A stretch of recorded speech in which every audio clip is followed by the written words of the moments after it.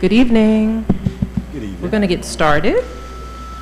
Unfortunately, we don't have a quorum as yet, but we will start with the presentations. My name is Tanya Cantlow-Cockfield, and I am the Assistant Counsel to Brooklyn Borough President Erica L. Adams, and I am actually sitting in for the Senior Advisor to the Borough President, Ingrid Lewis-Martin, for tonight. And we also have David Johnson, who's the Deputy to the Senior Advisor, and Keisha Humphrey, who's the Assistant to the Senior Advisor. We have 4 items on the agenda. First, we have a presentation by the New York Academy of Medicine on creating an age-friendly Brooklyn, a presentation by New York City Department of Parks and Recreation on tree risk management pilot program, a presentation by Heat Seek New York City on their work to support tenants during heat season by installing web-connected temperature sensors in apartments, and finally, a presentation by New York University on the Human Project. You will also find in your packet a schedule of the meetings for 2018. Tonight's first agenda item is a presentation by the New York Academy of Medicine on creating an age-friendly Brooklyn. Representatives of the Department of New York Academy of Medicine are here tonight and will be available to take questions from the Borough Board members. Can I borrow the microphone? Is that, I don't know if there's one up there. Are you Asia. Asia? Body, okay. Yes, Please come you. to the podium and state your name and title for the record. I'm so sorry. I'll keep coming back over here. Thank you. Hi, everyone. My name's Asia Badi from the New York Academy of Medicine. And I just actually was going to ask, I didn't check, can I use this to move the computer, or should I think? Oh, sorry about that. Huh? The clicker, oh, okay. Oh, thank you very much. All right. Well, thank you very much. I appreciate you guys inviting me and allowing me to speak to you. I will be very brief. I'll speak to you a little bit about the New York Academy of Medicine does, what the older adult population in Brooklyn looks like, and what age-friendly NYC is, and what that means for an age-friendly Brooklyn, and how community boards can help.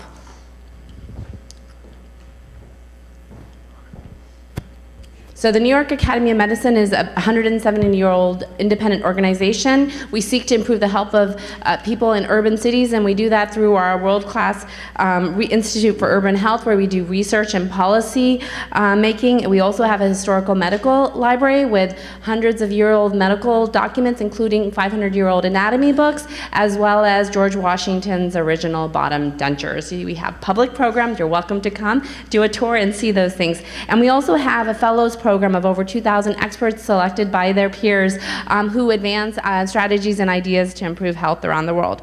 Our current priorities are healthy aging, disease prevention, and eliminating health disparities. And we are the Secretariat for Age-Friendly NYC. Great.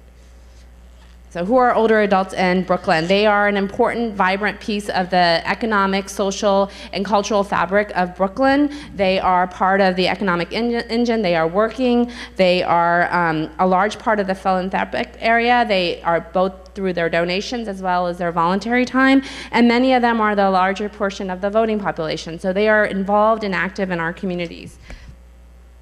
Where older adults live is spread out through your community board, and as you can see, the distribution, some community boards have a higher percentage of their population that has older adults. So community board 4 being the lowest, and then community board 13 having 20% of its population. And we know this older adult population is very different from previous generations. It's becoming more and more diverse, just like the rest of New York City. Many were born outside of the US. 48% speak English as a primary language, but a third of them do not speak English well. And we know that number is becoming larger and larger as we have a more and more diverse foreign-born population that lives here. We also see that in New York City, overall, Brooklyn is much more diverse than the rest of New York City. So we see greater numbers of Black and African Americans, as well as Hispanic population. And this population, though they are getting older, are different. They're different than previous generations. They're healthier, they're more active, they're more involved. So most of them don't have any sort of disability. And when they do have a disability, we see an increase in ambulatory disability, which means that you can't walk long distances or stand for long periods. So that sort of influences how you think about when you're going to be doing inclusion in public spaces and programming, how you can help accommodate to them, understanding that they are active, but there are going to be some changes that are going to occur. And those changes occur really mostly after age 75. And the other piece that we do, I mentioned that they are an important part of the fabric of the city, but they are also, many of them are on fixed incomes, many of them have very small retirement incomes, and we know that in Brooklyn specifically, a third live close to or below poverty, which means that they're really, really dependent on the SNAP benefits as well as the housing benefits that are available, and many of them do work to supplement their income. And housing, like in every other community and every other age group, is a really big issue. But for older adults, the piece is not just affordability, but accessibility, because we know that for many of the older adults who are living in rental housing, 45% of the rental housing in New York City do not have elevators, they're walk-up, and many of our older adults are in rent-controlled spaces or places that they don't have elevators, and over time it'll be more and more difficult to stay in those apartments and buildings. We also know that many people continue to live in buildings where their bathrooms are not accessible, they're not grab bars, they can't get in and out of the tub. And finally, we know that there's neighborhood characteristics that impact your health. We know that there are communities that have lack of access to healthy food, exercise, quality housing, and that impacts how healthy people are. So people may be dying of the same diseases like cancer and heart disease, but they're dying at younger ages, and we see that by the life expectancy.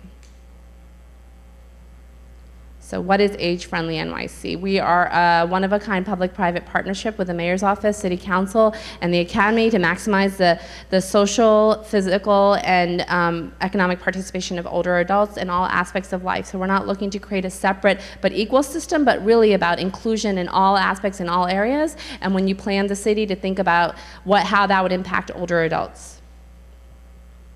And we do this through a vision of the active aging framework, which posits that if we can keep people engaged physically as well as mentally, you can either reduce, stop, or reverse the trajectory of aging, the negative trajectory, so disability trajectory. So if we can keep people active, they can stay healthier, and that can now lead to reduced healthcare costs, improvements in your community, and health overall.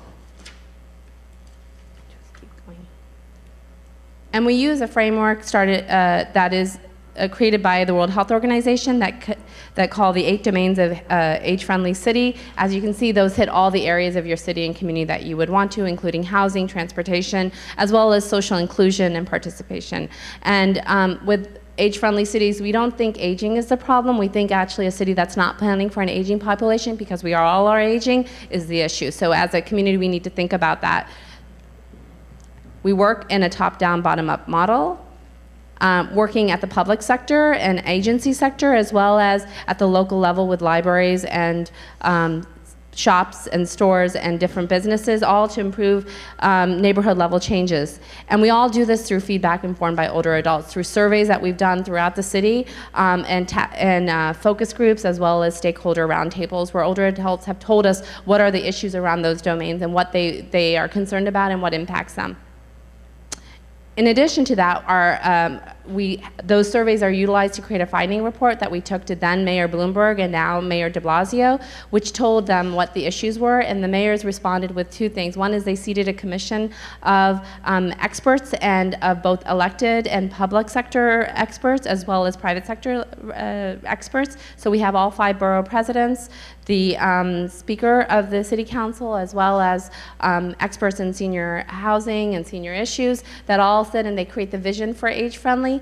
In addition to that, the mayor tasked their agencies to think about what they can do, what they can commit to making the city more age-friendly. And those initiatives, the 59 that were released in 2009, and the new ones that are over 90 commitments by the city to make the city age-friendly, are what the city commits to, has been doing, and continues to do, and will increase to do. So for example, one of the most recent commitments was that the mayor will do age-friendly modifications in homes for 15,000 homes as a commitment. So bringing awareness of those changes is actually a really important part of the age-friendly work. Some of the work that we have done you're very familiar with. For example, the older adults told us that lack of seating made it difficult to get around, and it was a barrier to transportation and mobility. So we worked with the MTA, which was going through a redesign of bus shelters to implement benches at those stops. The older adults also told us that opaque bus shelters made them feel uncomfortable. They wanted clear shelters because they felt safer, people could see them, and MTA was able to implement that at no cost to the city because of advertising. We also work with the city on a federal walkability grant, which provides those benches that you're seeing popping up around the city. They've placed 1,500 benches around the city. In addition, we were part of a Safe Streets for Seniors campaign, which many of you know and have heard about, that did the changes with extended walk time, as well as ball belts that's now rolled into Vision Zero. The other piece that we've been part of is working with the Parks and Rec Center to really engage and rethink the work that they do, both in the public space and the built environment, as well as programming to make it more inclusive. And overall, they're really doing a great job of providing free and reduced cost programming for all generations. In the case of swimming, older adults said that they like multi-generational programming, but when it comes to swimming in a public pool, they like to have separate space because they found the kids a little too rambunctious. So the senior swim times that were piloted in East Harlem and now are in many of your communities were replicated there. And I think that it has become incredibly popular, but it also allowed people to continue to swim and access the pool in a way that was comfortable and actually promoted their own health. Finally, what's the future vision for age-friendly Brooklyn? So what we're seeking, and we were working with the wonderful Brooklyn Borough President on the idea of creating the first age-friendly borough, and starting with Brooklyn, and with the idea and the intent that we will do this through 3 different prongs. One is a regular mechanism for feedback, so there will be a survey that the Borough President's Office is working on right now. They are creating a task force that will be implementing the survey sometime early next year, with the idea to take those results and have a report and then release that report with a summit. In those surveys will be material and information that could supplement your needs statement and your budget request for your community boards. So the hope is that not only will it be useful to you, but we would love for you to help make sure that these surveys get out to the communities and older adults that are in your neighborhoods and communities, not just senior centers, but to your libraries, to your rec centers, to the large buildings that you know that there's a large population of older adults. The second part is more opportunities for participation for older people, and the third part is better informed to connect to older people to opportunities. And I just realized I went a little too fast, so you'll see another slide and I'll talk about that. So this is the survey piece. So I sit on a community board in Manhattan. We actually did our own little survey, but we used our newsletter to get the word out, and we actually put it in libraries and in libraries, and actually sent it out to a lot of the community board block associations and neighborhood associations, and we're able to get a lot of feedback that was really important and interesting to hear, because people actually gave us feedback that was more beyond the survey check marks, and it was really useful. We also want you to rethink, when you're doing your district needs statement and budget request, to think about if there's ways to add those pieces in, and to not just think about senior services and senior centers, but think about asking for older adult programming in the libraries, older adult programming in your rec centers, wherever you're asking, thinking about if older adults use it and if it can be more multi-generational. That's that. And I know the Brooklyn Library is really amazing and doing some really amazing work. They already have tango classes. I know in Bed-Stuy, I went there, they actually have interlibrary online bowling for older adults, which is pretty amazing and impressive that they can do online bowling. I didn't know you could do that. So, an interlibrary. So just encouraging more and more that kind of diverse access to programming, and thinking about that when you are encouraging that in your communities. The Academy worked in East Harlem for the East Harlem Neighborhood Plan. We also worked with the American Institute of Architects around Aging in Place Guide for building owners. So these are all resources to think about the fact that, we want people to be able to stay in their communities that they live in, and they've grown in, and they've been in forever. And their ways that they can do that is by being able to stay safely in their own homes, but also access different things like grocery stores and economic opportunities. And if you do have sort of any kind of job fairs or any of those things, think about the fact that there might be older adults in your community that are looking for supplemental income. We've also worked with small businesses on age-friendly small business guide. These programs are actually, we do training. So if you feel that that'd be something important, we're happy to come speak to either a group of small businesses in your communities, or speak to a group of older adults to advocate on the ground level. But these are low-cost or no-cost changes they can do to make their community, their stores much more accessible and much more friendly to older adults. And finally, when you do your communications like newsletters, any kind of handouts and flyers, think about older adults and the fact that use 12-point font or higher in Calibri or Helvetica style. Think about encouraging information that would suit older adults. So for example, when there are changes in SCREE funding or there is other programming that comes through, think about getting that information out to through your newsletters and other sources that you do send the info. Great, and we're here to help. So anything you need, just let me know. I can actually, I have some cards I actually forgot to stock up. I was at another place and I didn't bring enough, so I'm happy to give out my card. But I know they have my information. If there are any other questions, you're welcome to ask them now, or I can follow up later. Thank you, Azia. At this time, I'd like to open the floor for questions and comments from any members of the Borough Board or their representatives.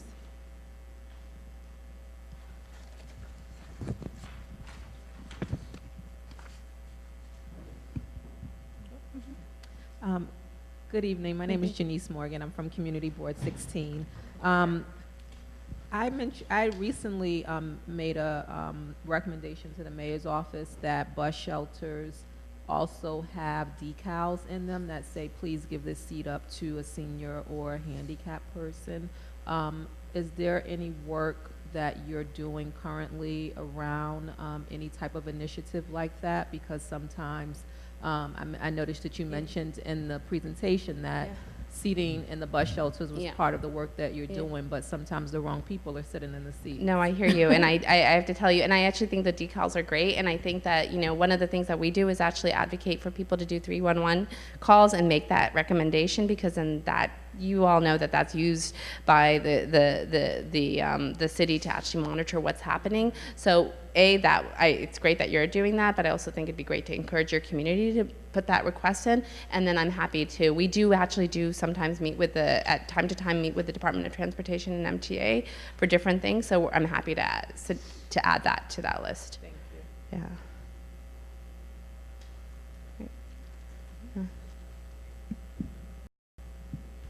Hi, I'm Doris Cruz from Community Board 10, and I'm curious as to where you have got, at what year your statistics are from for what the percentage of older populations are in each community board, because our senior advocates have us, Community Board 10, at a much higher level than you do. So we use the Department for the Aging has a profile of older New Yorkers. That's actually a really rich document, and I think the last time it was released was based on the American Community Survey from 2012 to 2015. And I'm happy to share that document with you because it actually gives community district level information on older adults, including like what languages they speak, how many speak English well or not well, poverty rates in those districts. So if you want that kind of information about your community.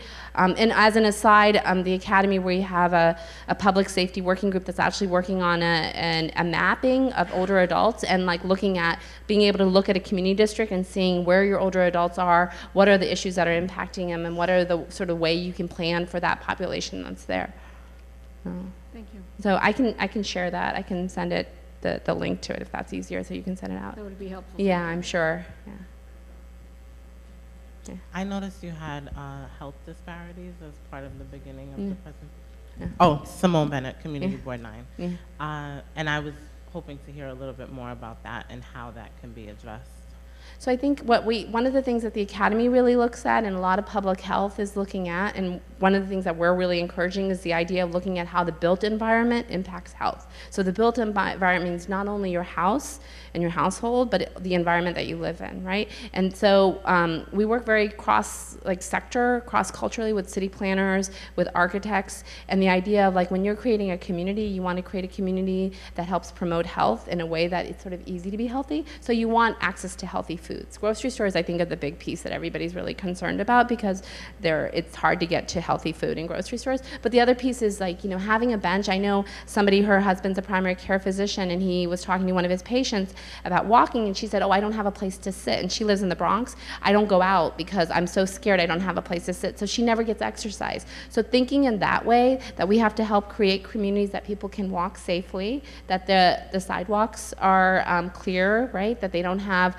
problems that somebody with a walker can't go over, that there's a space that they can sit periodically, that you have healthy food, you have housing that's healthy for people, those sort of ideas. And then when you're thinking, I know that for community boards do a lot of zoning issues, and when you think about public spaces and those kind of ideas, think about how you can create a community that not only just services the people in that area, but how can that sort of community be a space that everybody can utilize. And I'm happy to give you more and more information. There's actually some really, really neat, interesting sort of city planning documents too that we use, and there's other resources that sort of give you a little bit more material to look at. I'm happy to do that. And it's actually an exciting way to think about creating communities that really work for everybody to live in healthy, instead of thinking, oh, it's your fault that you're not as healthy, and not recognizing that really made it tough for you to be healthy in the community that you live in. Any other questions? Any members of the public have any questions or comments? Okay, thank you, Azia Badia, for being available to the Borough Board tonight. That concludes our business related to creating an age-friendly Brooklyn.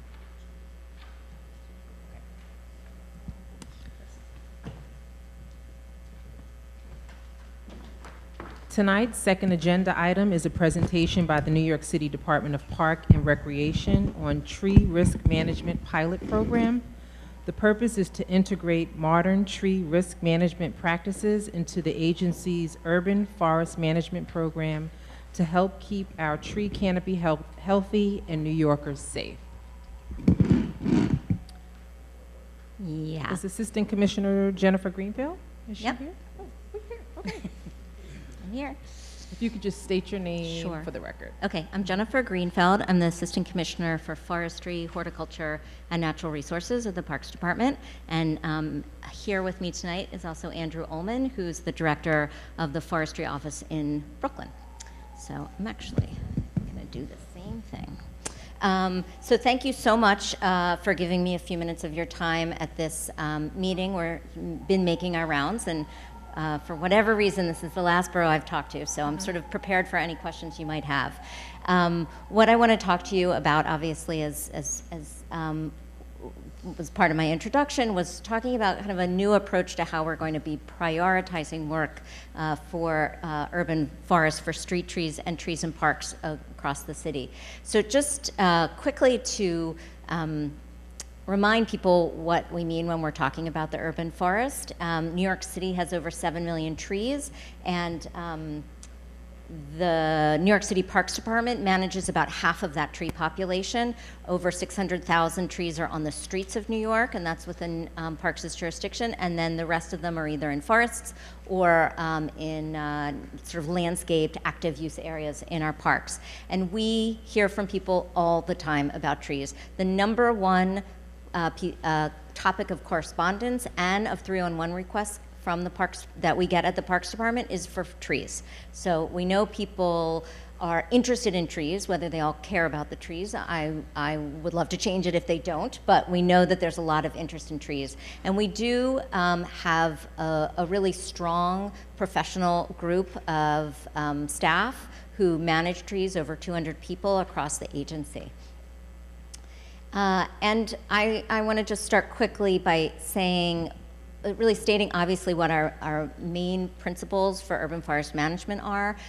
We recognize that there are many, many benefits to trees, to the people of New York City from trees, and it's important for us to promote tree health and to make sure that trees are providing the benefits, but really number one has to be public safety.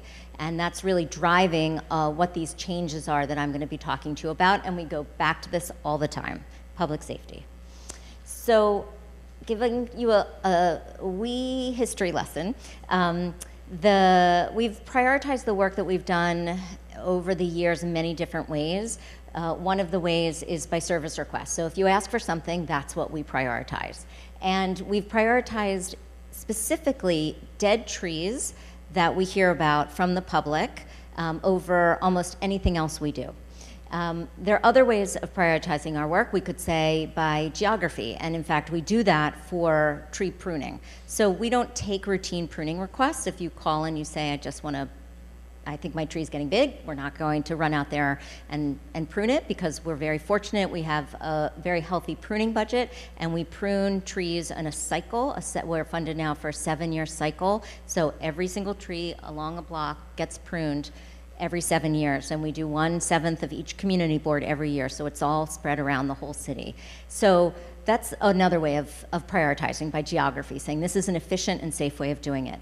And then you can also think of prioritizing the work by equity or need, which is what we've done with our tree planting program. So up until the Million Trees program, if you ask for a tree, we planted a tree for you for free, but we didn't look at the spread of trees across the city. And we realized that they weren't spread equitably, because certain pockets of communities didn't ask for trees, so they didn't get them, and there was no sort of culture of asking for this free service. So we split our tree planting money, so we both respond to requests, we still do that, but we also look at spreading the money around equitably across the city. So these are different approaches for how we prioritize our work.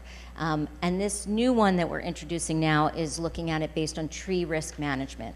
And it's an urban forestry best management practice that's been adopted by the major professional organizations. It's been around for a little while, but we're really the first city to implement it as like a managing system for our urban forest. And what's when you hear, after I explain it a little bit, you'll be like, oh yeah, that makes sense, because risk management is not unique to trees, right? We manage risk all the time. That's what the insurance industry is all about. We choose whether we're going to cross the street with a light, or if it's clear, if we're going to make a dash and get across the street. So all the time, we're constantly making sort of these risk assessments in our, internally, and deciding what to do about it. And it's also how the city treats a lot of its other infrastructure. It's based on risk. It's not because somebody called about something, although that's important to let us know that it's there, but it's looking at the potential for risk. And I'll explain to you what that is in a second. I'm going to skip that one. So we have this idea like, okay, risk is going to be better than service requests, but is that true? And we actually looked at the work we did in the Bronx. We just happened to pick one of the boroughs where we started doing these risk assessments, and I'll explain in a second what that is. So we could come up with an idea of like, is our service request for dead trees a proxy for risk, which is kind of what we thought. It's not like we just picked dead trees. We thought dead trees are the worst thing, and if somebody tells us about it, we're a public service agency, we should respond. So we started to look at it, and we realized that over half of the work that we were doing, and over half of the dead tree removals that came from public service requests, were in what we call a low risk category. There's no such thing as no risk. Remember that. There just isn't in life. Everything has some level of risk, and it's just a question of what's acceptable to us, right? So based on both what the professional organizations were saying, our own experience that our staff was telling us, and then what the number said, was that we didn't feel like our prioritization system for tree management, for tree work, was really providing the safest alternatives for the public. So at the beginning of the fiscal year, we switched to prioritizing based on risk. So that's the beginning of July. And how do we determine risk? It's not really like unique to trees, but when you think about it in a tree concept, in a tree kind of context, it's about looking at a tree or a part of a tree, so it could be a branch, and deciding what's the likelihood of that falling. So you're always looking at a tree and you're trying to decide, is it going to fail? Or fail is sort of the technical term. But then it doesn't matter if it's going to fall, just if it's going to fall, but it also matters if it's going to hit something, right? So it could fall in the middle of the woods and there's nothing to hit. So it doesn't necessarily have a high risk. And then it also doesn't only matter what it's going to hit, that it's going to hit something, but it matters what are the consequences of hitting something. So a tree or a branch could fall on a bench, so there's a consequence, but that bench could be in an isolated area of a park, or a tree could fall on a bench in the middle of a playground and has completely different consequences. So you put these things together and you end up having these sort of 4 buckets of risk: low, moderate, high, and extreme. And what does this look like? So these photos are a little bit small, but starting from the right-hand side, extreme is something that is going to fall, it's going to fail, it's imminent, its impact is high, and the consequences are severe. So it's going to hit something, and that something has a lot of value. And then when you move down, one of those 3 things, failure, impact, or consequences, changes and shifts whether it's in a high, moderate, extreme, high, moderate, or low risk category. And what you end up having is a lot of smaller dead trees are low risk. So you look at this picture on the left, it's a small, this one actually isn't dead, but if you think about a small dead tree, it's not going anywhere anytime soon, and if it's going somewhere, it's not really going to hit anything, and if it does, it's falling from a very low, it's not very high, so it's not going to it's not going to hurt the thing if it falls. So that's what we're looking at. Again, we're not talking about doing things differently, like what we do. We're still pruning trees and removing trees. We're talking about what do we do first and what do we take longer to do, because we're constantly making that decision. We also have to fit other priorities in here. So, for example, a tree on a house, or blocking a street, that's a pretty high, that's an extreme situation we have to get to right away. But you might have some debris that's sitting in the street, or not blocking a street, or just partially blocking a sidewalk.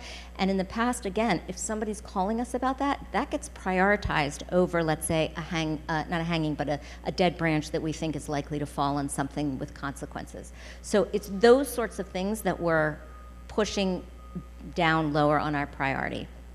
So what does that mean? We have these 4 buckets, and we're kind of experimenting with how long it should take us to get to them. And for this pilot year, we're considering this first year a pilot year because we have to collect information to see what's out there, because we've never really looked at the trees in this way. We're saying that we will get to the top category, the extreme category, within 15 days. And to be honest, extreme is like, you saw some of those pictures. They're pretty bad. We're really out there within 48 hours, 5 days if it's not an immediate problem. So that 15 days is way longer than I think it's taking us to get it. Even now, we're learning now. Andrew is the one who manages the Brooklyn Forestry Office and knows day to day. And we're saying we're getting to high within 60 days, and many of these we're getting to before 60 days. But the models that we did not show that we had resources, or that we knew how fast we could get to the C's and D's, to the moderates and the low ranked risk. So we're just not sure. We recognize that we have to get to a lot of these. We still need to take down dead trees, and we're thinking about alternative ways of getting to them. But for this year, we can't promise what it will be, and we ask for your patience as we work through it. So before, we inspected all public service requests, right? If you called something in, we went out and looked at it. We removed all dead trees. That's just what we did. And we removed all hanging and fallen limbs and trees reported by the public. And now we're still inspecting all trees. That is the beginning of the risk management program. Even if it's, we don't even know if it's moderate and low unless we go out and look at it. So rest assured, we're still having a professional look at your tree. We'll be pruning and removing all high-risk trees, not just those we receive from service requests. And we'll be removing all high-priority fallen limbs and trees, not just those we hear from the public.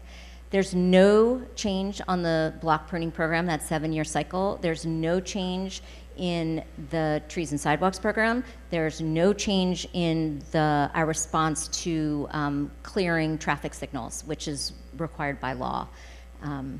And really what you can expect, kind of paraphrasing what I just said, is we're completing high priority work regardless of where it comes from before low priority work.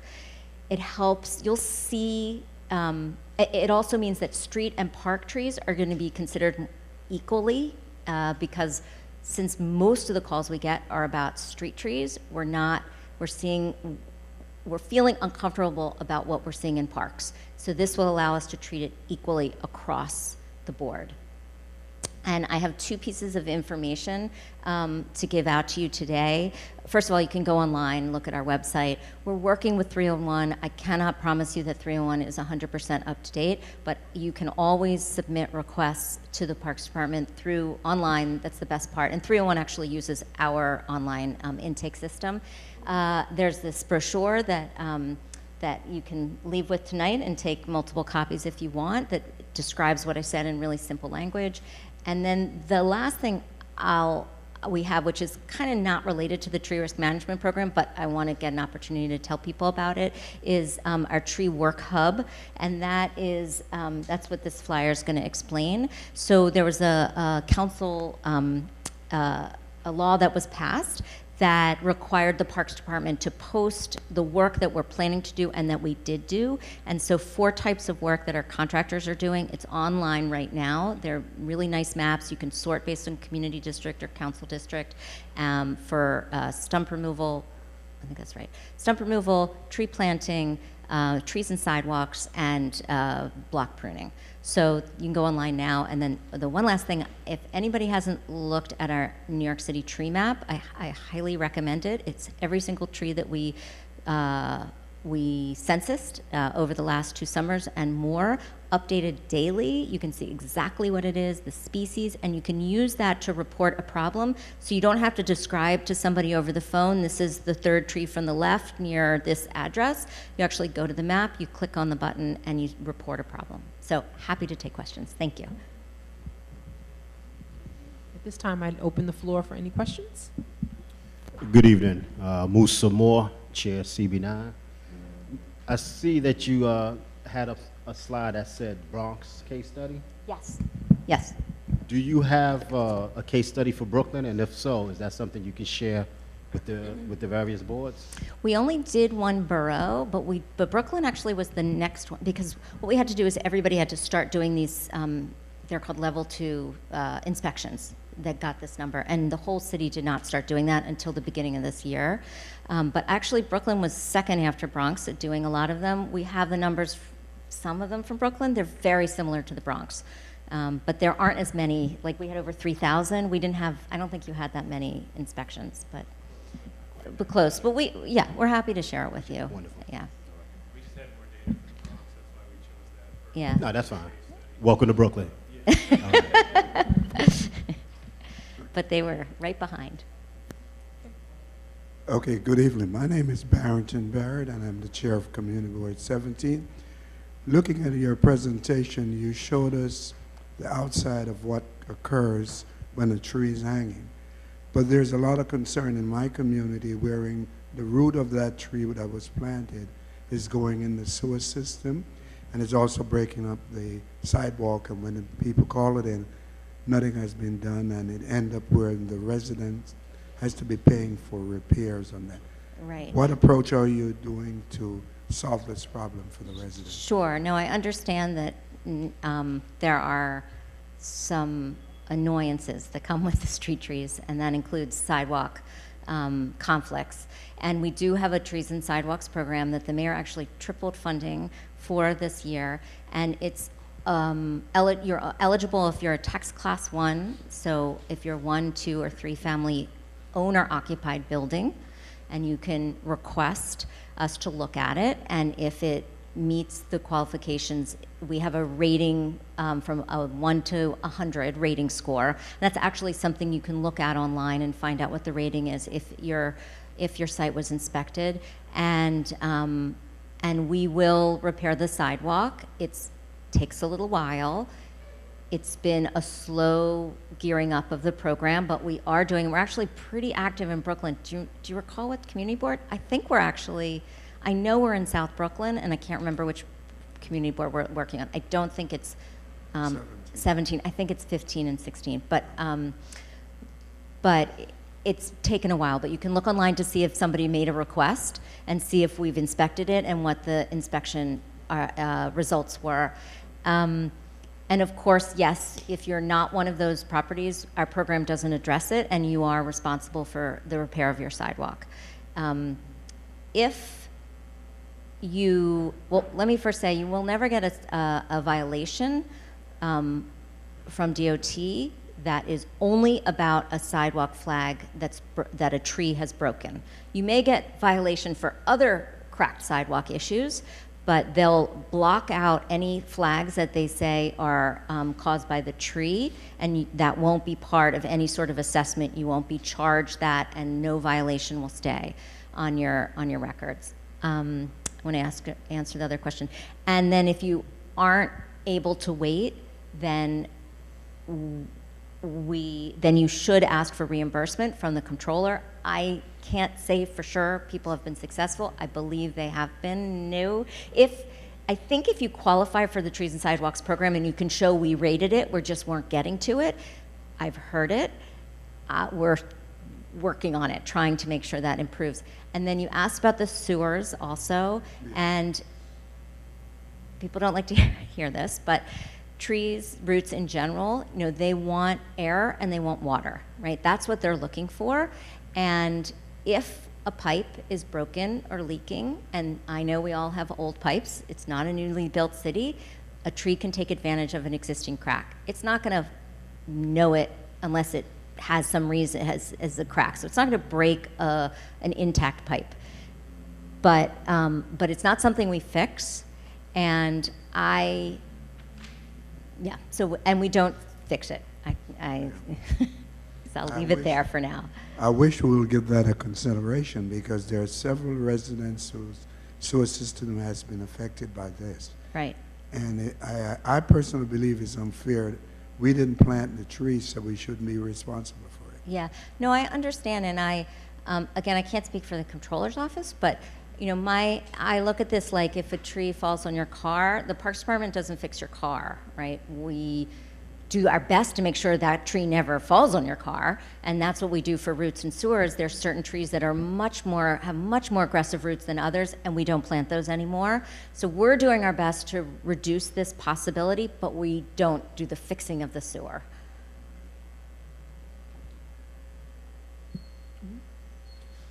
I just wanted to state your name. Janice Morgan, CB16. Before I ask my question, I was just going to say there is that insurance program through Department of Environmental Protection, and that's one of the ways to protect yourself against roots going into your pipes and causing damage. So if you haven't heard of it, or they typically send something in the mail, you may want to look into that program, and it's maybe like $12 a month or something like that. But in regards to the trees, the types of trees that are falling, I know you had in the slide the various types of trees. The extreme tree was obviously a larger tree with a crack. Are those the types of trees that you're seeing most of the are those the trees that are being removed most often in these reports of damaged trees? Because I know in the past I've heard over the years there's been lots of mistakes with trees that have been planted. There, like you mentioned, there's trees with aggressive roots. There were I think the ginkgo trees, apparently the wrong specimen had been planted several years ago, and so it caused like a very bad odor in the spring. So in those particular instances, what is the city doing to sort of get in front of the nuances that are caused by those older trees that we've identified as being a bad decision in the past? Yeah, it's a good question. I don't know if I have an easy answer. I mean, the best thing to do is to the ones that are a bad decision, I mean, there's certain species that they are haunting us, right? Like the Norway maple is weak-wooded, it doesn't die quickly, it's slow, horrible death, and so that's what we're pruning more than anything else, right? And that's what we want to be able to get to instead of, for example, and we don't plant them, and we haven't planted them for probably 15 years. So, but the truth is the biggest trees provide the best benefits for us. I mean, that's where you start really getting benefits. That's when things start shading your home and, saving you money on electricity. And that's when the streets are cooler and you feel like going outside in the middle of the summer. It's not the small ones. And so even though some of the larger ones do come with costs like sidewalks, we're trying to preserve the life of them because they were planted in a different city, right? They were planted 80 years ago when we didn't have the same amount of pollution, when we didn't have pavement, and these are really special trees, and we do want to keep them alive longer. But yeah, we stopped planting the ones that we've learned our lessons from, and we want to be able to take care of them. So I don't know if that's a straight answer, but I'm happy to, like, if you think of like specifics, I'm happy to sort of talk through that with you. Yeah. Yeah. Any more questions, or any members, any people who are here that are not members of the Borough Board have any questions? Okay. Well, that concludes our business related to the New York City Department of Parks and Recreation Tree Risk Management Pilot Program presentation. Thank you, Assistant Commissioner Greenfeld, for the presentation.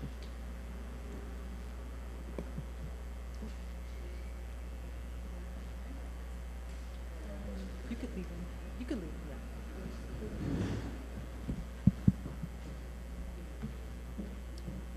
Tonight's third agenda item is a presentation by HeatSeek NYC, a technology nonprofit for tenants' rights.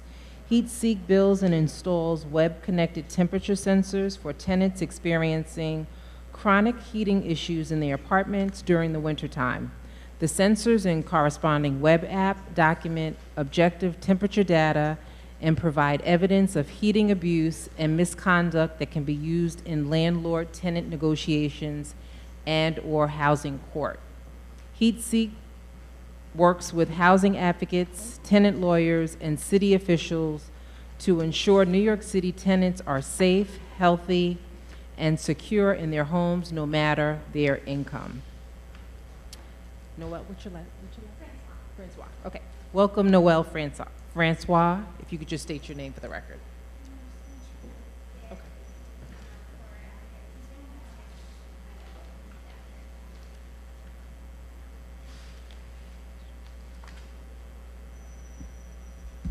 Hi everyone, my name is Noel Francois, and I am the Executive Director of HeatSeek NYC. And so like she mentioned, we work with tenants who are experiencing maintenance issues in their homes, specifically renters who are not receiving heat in their apartments in the wintertime. I do have a PowerPoint presentation, so hopefully we can get an adapter real quick to put that in. But in the meantime, I can go forward without it. It's not a big deal. So I just want to start out by asking how many folks in the room work with constituents who have sort of issues with their landlord and come to you and look for a resolution? Yeah. Okay. And so one of the most frequent issues that we see reported to 311 is heat complaints. So it is the number 2 most common issue submitted to 311. And in the wintertime, during heat season, which is October 1st to May 31st, so we are in heat season right now, during the wintertime, it is the number 1 complaint that is submitted to 311. There were over 200,000 heat complaints submitted last year. So clearly this is an issue that affects a lot of New Yorkers. I think actually we crunched the numbers a while ago, and there was at least 1 heat complaint for every other. So 1 out of every 2 residential rental buildings had at least 1 heat complaint last year. So 1 out of every 2 buildings, at least at some point during the year, had their heat go out. And obviously we know, and we heard from Age Friendly New York earlier, we know that not having heat in your apartment is really bad for your health and also disproportionately impacts the elderly, young children, folks who have chronic illnesses. So it's not something that you can sort of just grin and bear. It's really something that has to be taken care of for your health. All right. I'll keep going.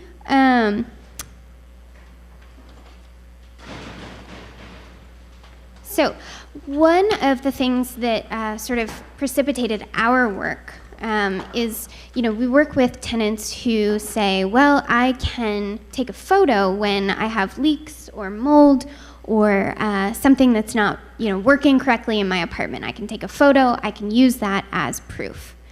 But when you don't have heat, you can't take a photo of it. There's really no good way to document that you don't have heat other than to say, okay, I'm gonna write down with a pen and paper every single time I feel like it's too cold in my apartment. I'm gonna go out, I'm gonna buy a thermometer, I'm gonna take a note every single time, and then I'm gonna take that handwritten temperature log with me to housing court and hope that, this stands up in court. And it turns out that, unfortunately, that tends not to stand up well in court, especially because we know that 90% of tenants who are going to housing court are going and representing themselves. They don't have a lawyer, whereas 90% of landlords do have a lawyer. So it's a tenant who's probably never been to housing court before, hopefully, who's going up against a housing court lawyer on the behalf of the landlord who, probably spends all of his or her time in housing court. So it's not exactly an even playing field, and that makes it all the more difficult to get a sort of handwritten temperature log admitted as part of your case. So I just want to take a step back for 1 minute and just make sure everyone is aware that there is a law in the New York City Housing Code that requires landlords of, I think if it's 6 or more apartments in the building, and particularly rent stabilized tenants, which I'm sure a lot of you have lots of constituents who are rent stabilized in your districts. There is a law that requires landlords to provide heat between October 1st and May 31st, that heat season I was talking about. And it's a public health concern. You have to have heat in your apartment in order for it to be livable. Okay, I think we're getting close. So the law states that between October 1st and May 31st, if it is less than 55 outside during the day, it's got to be above 68 in your apartment at night. It's got to be above 68 in your apartment during the day. And if it is any temperature outside at night, it has to be 62 degrees in your apartment during the winter. So that's a recent change, I believe, thanks to Jemani Williams' office, to up the evening temperature requirement and to have it no longer depend on the outdoor temperature. Okay. So lots of tenants don't know that they have the right to demand heat from their landlords, and they don't know how bad it is for their health, and they think it's an inconvenience, but not something that they have any power to do anything about. And so it's on? Oh. So you want to make it full screen? Excellent. Sorry about that. I'm heat-seek. I'm just going to go through these really quickly. I've talked about all this. This is what you can take a photo of. We work a lot with tenants, particularly rent-stabilized tenants, in gentrifying neighborhoods where the tenants feel, and often their landlord or their lawyer and their organizer feel, that the withholding of heat is really being used not just as a I don't want to pay for the gas bill or whatever, but really as a way of driving out rent stabilized tenants, making the apartment unlivable for them so that they want to leave, so that then the landlord can bring in higher paying tenants. So this is an example of that. I think this was in the New York Times. This is the heat law. So like I was saying before, tenants often will handwrite a temperature log every time they feel cold.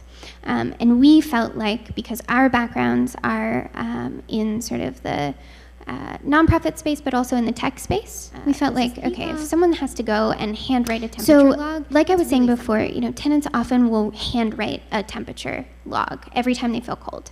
And we felt like, because our backgrounds are in sort of the nonprofit space, but also in the tech space, we felt like, okay, if someone has to go and handwrite a temperature log, that's really something that we should be able to automate. And so that's what we did, and that's what our work is all about. So we build web-connected temperature sensors, which is essentially just a thermometer that connects to the internet. And so it just automatically takes a temperature reading every hour. And it sends that over the internet to our servers, where we collect all of those temperature readings, and then we pair them with the outdoor temperature, the time of day, and the date, all of the things that you would need to calculate whether or not the building is in violation of New York City's housing code. And so we do that every single hour. So when we install a sensor, from the time we install it, we'll have hourly temperature readings for months and months and months until we uninstall it. And so what we subsequently do with the temperature sensors is we've created a web app so tenants can log in, they can view their temperature data, they can view their heat log, they can download it, they can print it out, it's a PDF, it's formatted just like the one that you would be asked to fill out by hand and take to housing court with you if you had to go there. But it's auto-populated with all of their data and the calculation of whether or not it's in violation. So this is sort of a pretty shot of what it looks like, and then this is what the guts look like. So it's really tiny. It's like barely larger than a quarter. And so what we do is we will go in and we will install the temperature sensor for the tenant. We also this year for the first time, so we install temperature sensors for tenants who qualify for free legal services, to the extent that we're able to until we run out of sensors and run out of money. But for tenants who don't qualify for free legal services but can afford to purchase a sensor, for the first time this year, we're also offering that option because we get a lot of requests. But for tenants who do qualify for free legal services, it's free for them. And so we come in, we install the temperature sensor, and then it just starts to collect data. And so this is what a tenant's account would look like. And actually, let me back up for just a second and say, so when we install the temperature sensor, we follow the HPD guidelines for where an inspector would take a temperature reading if they were going to come out and do an inspection. So not in a kitchen or a bathroom, not in a room with an obvious draft or a window AC unit, and then about 3 to 5 feet off the ground. And what we do as well, in order to make sure that, if you were going to take this data to housing court, you don't want someone to say, well, how do I know you didn't stick it in the freezer? Which we get all the time for some reason, that question, and we've never had anyone try to do that. But what we do is we actually use like 2 little pieces of tamper-proof tape. If you rip it off, it leaves a residue that shows that the tape has been moved, and so we just do that in between the sensor and the wall, so you can say, okay, the tamper-proof tape has not been tampered with, so we know that the sensor didn't move from where we placed it throughout the entire year. So this is what tenants see when they log in. It shows them the current temperature in their apartment. It shows them how many violation hours the sensor has registered since it was installed. And then if you look down at the very bottom right-hand corner where it says 122 violations, that's just for this week. So this was a particularly cold week. As you can see for this tenant, this is real data. For this tenant, it got down to below 40 degrees in her apartment, which is absolutely unlivable. This is what the temperature log looks like, and so it'll just be pages of this that you can take with you to use as proof if you need to negotiate with your landlord, if you need to talk to your super, or if you unfortunately end up in housing court, you can use this to say, look, I have proof. So we work with primarily community-based organizations and legal service providers. So we work with Legal Aid, Legal Services, MFY, a couple of other legal service providers, to identify tenants who are struggling with this issue in their homes. So our initial sort of way that we find tenants and make sure that we're really reaching the tenants who are being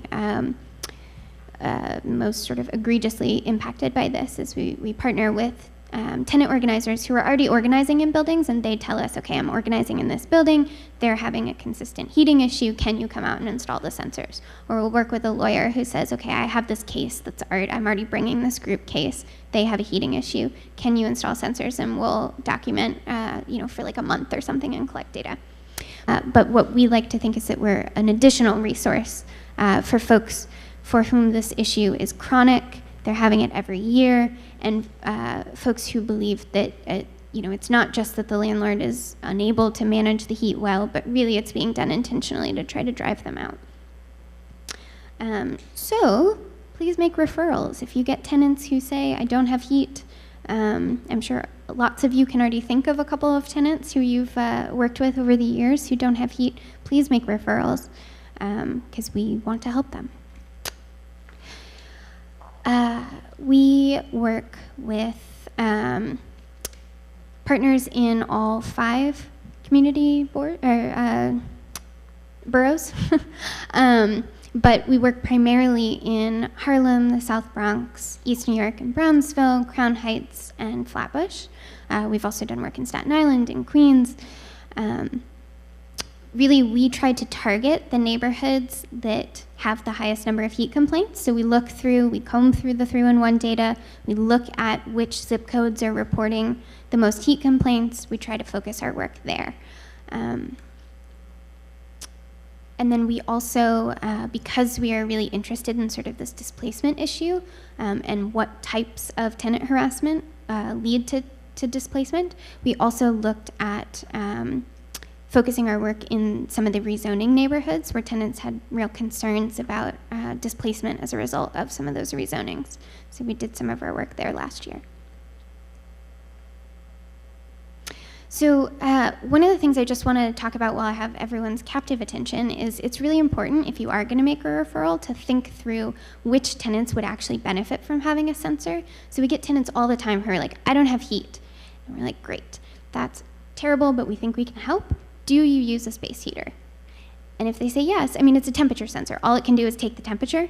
So you really have to think through, like, okay, if they're using a space heater and they're homebound, so they're there all day, they should not stop using that space heater because that's what's good for their health. But our temperature sensor isn't going to help them prove that their radiator isn't giving heat because it takes the ambient air temperature. So what we would do in that case is we would look for another tenant in the building who either doesn't use a space heater or is out of the house during work hours. So at least we can collect indoor temperature data for that amount of time. We don't ever want to tell someone, don't use a space heater, because that's what's best for their health. The other thing is HPD, I don't think will issue a violation if you have an AC unit in the window. They'll first tell you, hey, take out the AC unit and see if that fixes the problem. So that actually prevents us from doing a lot of installs with tenants because they don't want to take out the AC unit because then it costs them like $100 to put it back in every year, and that's a real concern. And so again, then we would try to find another apartment within that building that has the heating issue and doesn't have an AC unit. So just some things to think about. And then really what we want folks to take away from this is we can help you collect the data, but it is up to the tenant and the tenant organizer or lawyer to really think through, okay, how are we going to use this data? Because it's not enough to just collect it. That's not going to solve the problem. And so we'll sort of get you started. We'll help you gather all of the data and document it, and we'll help you think through, okay, do you want to send an official looking letter to the landlord that says, hey, we just want to let you know that you're being monitored, we've put the temperature sensor in, and it looks like you're not meeting your obligation. We certainly encourage folks to call 311 to use that data during inspections to show the inspector, but we also want folks to really proactively be thinking about how they can use this data to get the problem solved, because we don't want folks to think that, oh, I have a sensor now, I don't need to do anything else, like somehow magically this is going to get fixed. So that's why we work so closely with lawyers and organizers. So just to wrap up, I kind of want to zoom out to the big picture for a minute. I think it's obvious to everyone in this room and probably throughout the city that New York City has a really serious housing crisis. And despite our best efforts, tenants are being displaced particularly from rent stabilized, but from sort of the broader understanding of affordable housing, often faster than we can build new units. And so if we're losing more affordable units through displacement and harassment and eviction than we are building new units, then we have a net loss. And so really, we're trying to help stop one of the most egregious forms of tenant harassment, one of the most common forms, the forms that's most difficult to prove, so that we can sort of do our small part to stem that tide of folks getting displaced from their homes and stem that tide of the loss of affordable housing in New York City. So thank you. At this time, I'd like to open the floor to members of the Borough Board for any questions. Musa Moore, Chair, Community Board 9. Up there you had Crown Heights, which is the part of Brooklyn that we cover. This would be great. We need a lot more of this. Our next board meeting is November 28th. I'd like to invite you Okay, to come great. present this. I would love So to. let's definitely exchange information. This is excellent. Thank you. So thank you. Doris Cruz, Community Board 10. What is your contact information? It's right. Can you not see it? Oh, did it go away? No, it's Oh, it's there. It's right there. I also have cards, and I brought handouts of the presentation in case anyone wants one. So-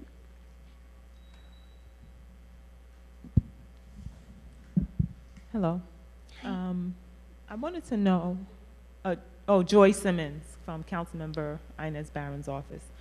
So I wanted to know if a person does not meet the income requirements to have a heat seek unit installed, can they say they want to pay for it, or, oh, they can? Yes. So how does that work? So that is a new change this year. So we have a section on our website now that says shop, I think. And essentially it says coming soon, but you sign up for a wait list. That helps us manage to make sure we have enough stock. Because we are a nonprofit, we're not like technically a business, so we're really trying to feel out how we make sure we have enough stock to like meet that need. So you sign up for a wait list, and then we are about to send out our first round of emails to folks saying, okay, we have sensors available for purchase, here's the price, here's how you do it, and we'll see, folks can Do you have purchase. an estimated price? I think the early bird price, because again, we're really feeling this out. I'm not a business person, but it's $99. For just, The sensor and then access to all your data. oh, okay, is that for a specific period of time? Like say it's $99, then do Right. they say, okay, well, we've done this for 6 months and we've accomplished the goal, now I don't need it anymore? That's really interesting that you asked that, because we've also sort of toyed with the idea of a rental program where you like put down a deposit, and then at the end of the winter you return the sensor to us and you get your deposit back. TBD on that, but it's good to know that that's of interest. Okay. If anyone has an MBA and wants to come volunteer for our team and help us think through a business plan, let us know. And what happens if it's if like say someone's bedroom is very cold but other areas are different temperatures? You put it in the coldest place, like a bedroom? Yep. With that they're complaining that they have to complain about? Okay. Yep. Thank you. You're welcome.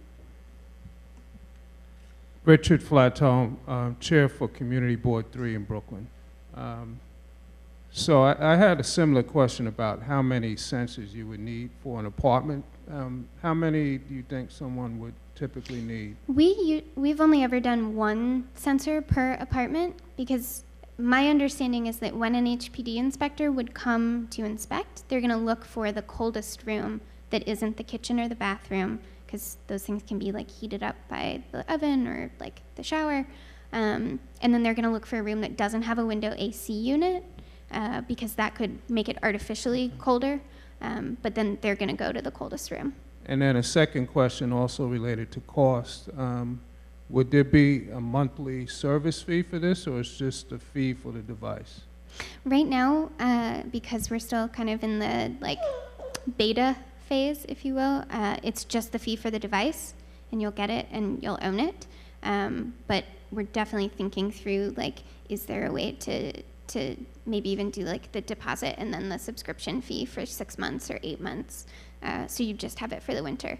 But we're also thinking about, because they're temperature sensors, right? So we're thinking about the flip side, which is folks overheating in their apartments in the summertime. There isn't a law about that, but it's actually like far more dangerous, and more people die every year from overheating indoors, especially elderly folks. So we're thinking about, okay, could we send an alert to a home health aide or something, so that if it gets to be 90 degrees in someone's apartment, they get an alert, or like a trusted friend or say their grandchild or something gets an alert that says, please call grandma and let her know that, it's unsafe in her apartment right now. So that's another thing we're thinking about. And if I could just add, so we're part of Blue Ridge Labs at Robin Hood, which is right down the street, and it's the labs arm of the Robin Hood Foundation. And so us and quite a few, maybe 5 or 6 other organizations now are building technology to help eliminate poverty in New York City. So we work with another organization called Just Fix, which also helps tenants document maintenance issues. There have been projects on one is called Good Call. It's like a number to call when to get connected to a lawyer if you happen to get arrested and you don't know who to call. There are a bunch of sort of like public good technology projects that are coming out of there. So if you're interested, definitely let me know and I can put you in touch.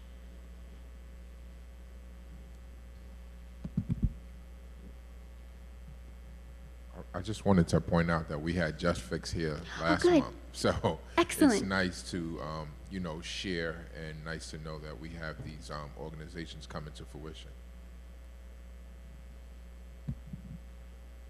Any other questions? Questions for those who are not Borough Board members? Okay. Thank you. That concludes our business related to Heat Seek, and thank you, Noel. Thank you. And the fourth and final agenda item is a presentation by New York University on Human Project. Welcome, Paul Glemsher. If you can come to the mic and state your name and title for the record. Sure.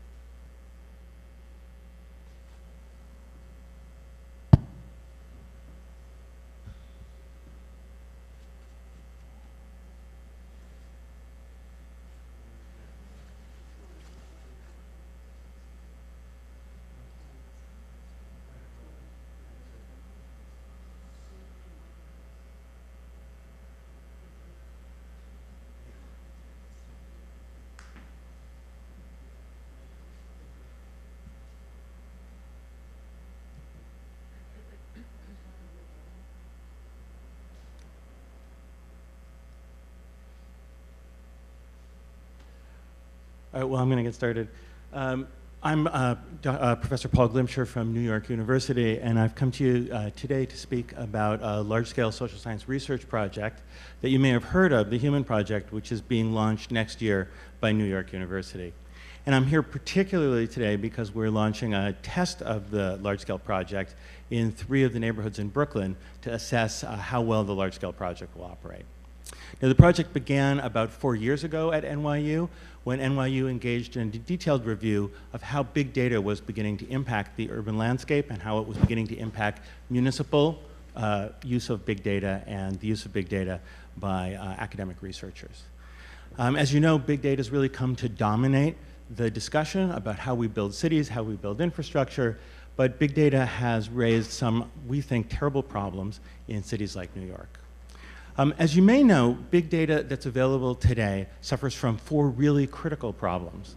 The first and most important of those critical problems is that big data is not terribly representative.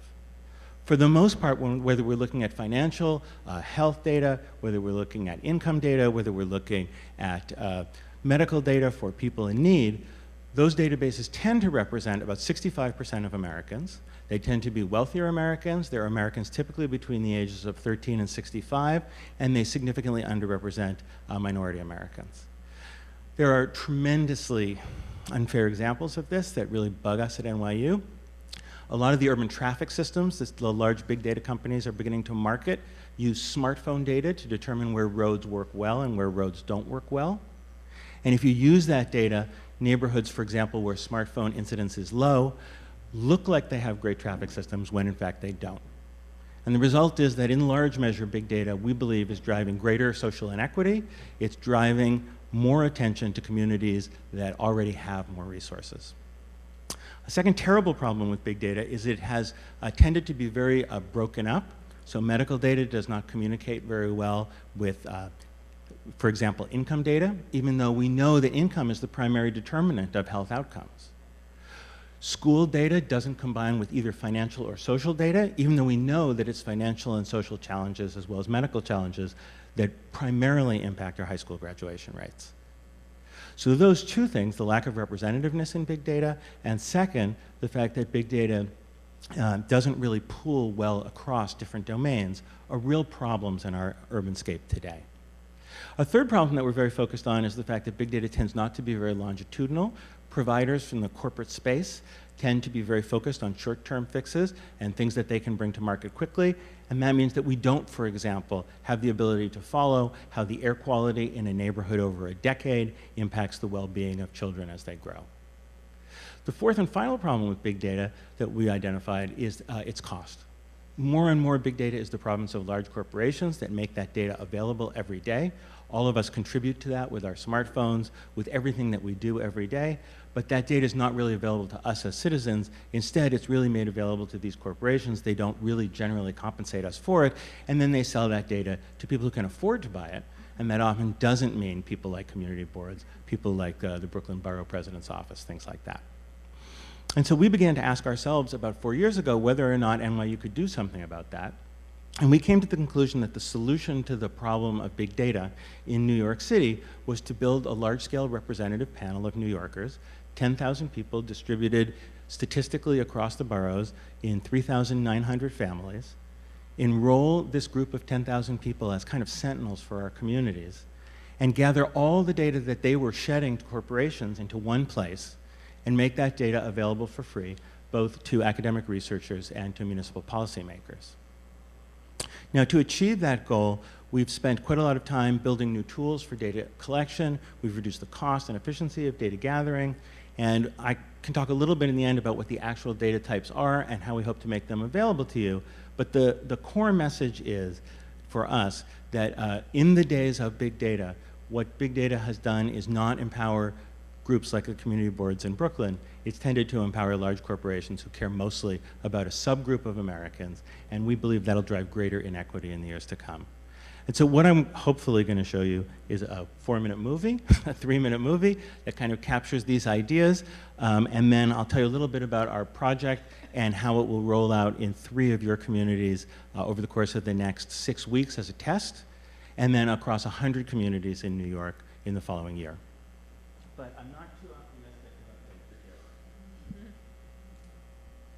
about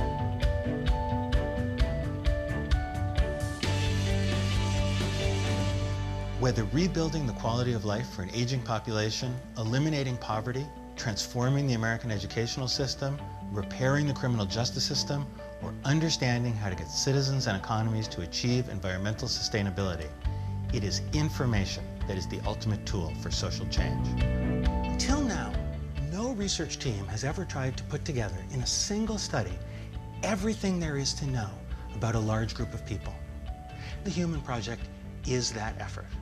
We propose the ultimate catalyst for change, using big human data to create a public resource that can identify social problems and the solutions that affect change in nearly all aspects of American society. Our goal is to study 10,000 New Yorkers over the course of 20 years to build the most comprehensive database and the most comprehensive image of what it is that makes humans human. The solution to the problem of understanding human behavior was to take an unprecedented approach, to try not to study one thing at a time, but instead to try and capture all at once the behavior of a living snapshot of an American city. Now we can begin to pull together a complete view of human life as it exists in our time and place. We're really building an interstate highway of the data infrastructure. It's very exciting. Great science always comes from new instrumentation. When Galileo first turned the telescope on the heavens, it opened up a great vista for understanding our place in the universe. When Van Leeuwenhoek first looked at a cell through the microscope, it opened up a whole vista of understanding biological systems. I think the human project, with the technologies, the data analysis, and the understanding we have of humans now, has the potential to do the same sort of thing for individuals and the society that's made up of them. The Human Project offers each of us this challenge. Take your data back. Instead of giving our data for free for corporations, let's bring our data together as a community. Let's use that data not to sell things, but to make a better world. And let's begin by making a better New York.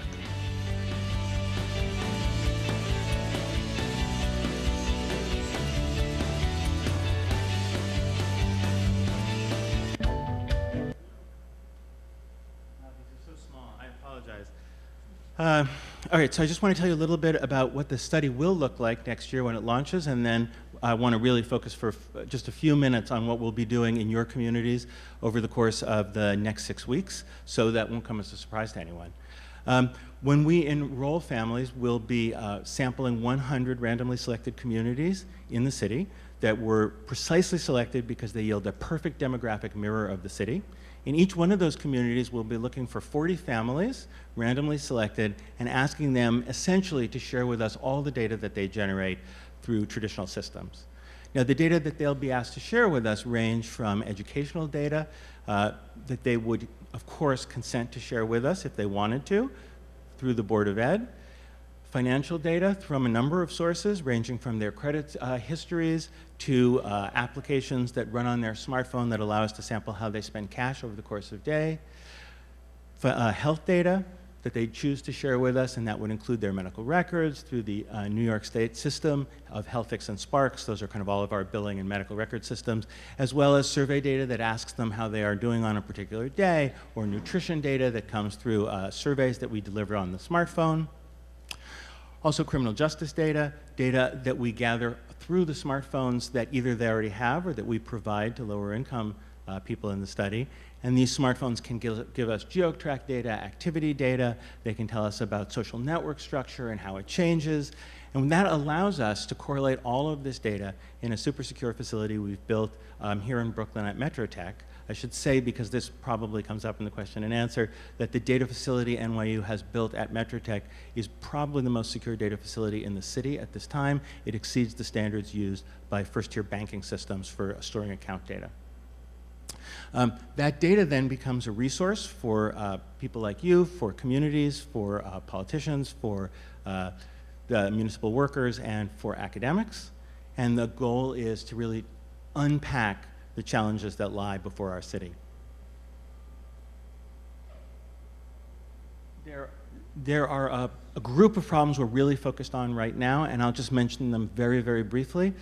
We think we can make real headway quite quickly with our kit of data collection on asthma. Asthma is a huge problem in the city. People don't always realize that because across the entire city, asthma isn't such a big problem. It's a problem in pockets.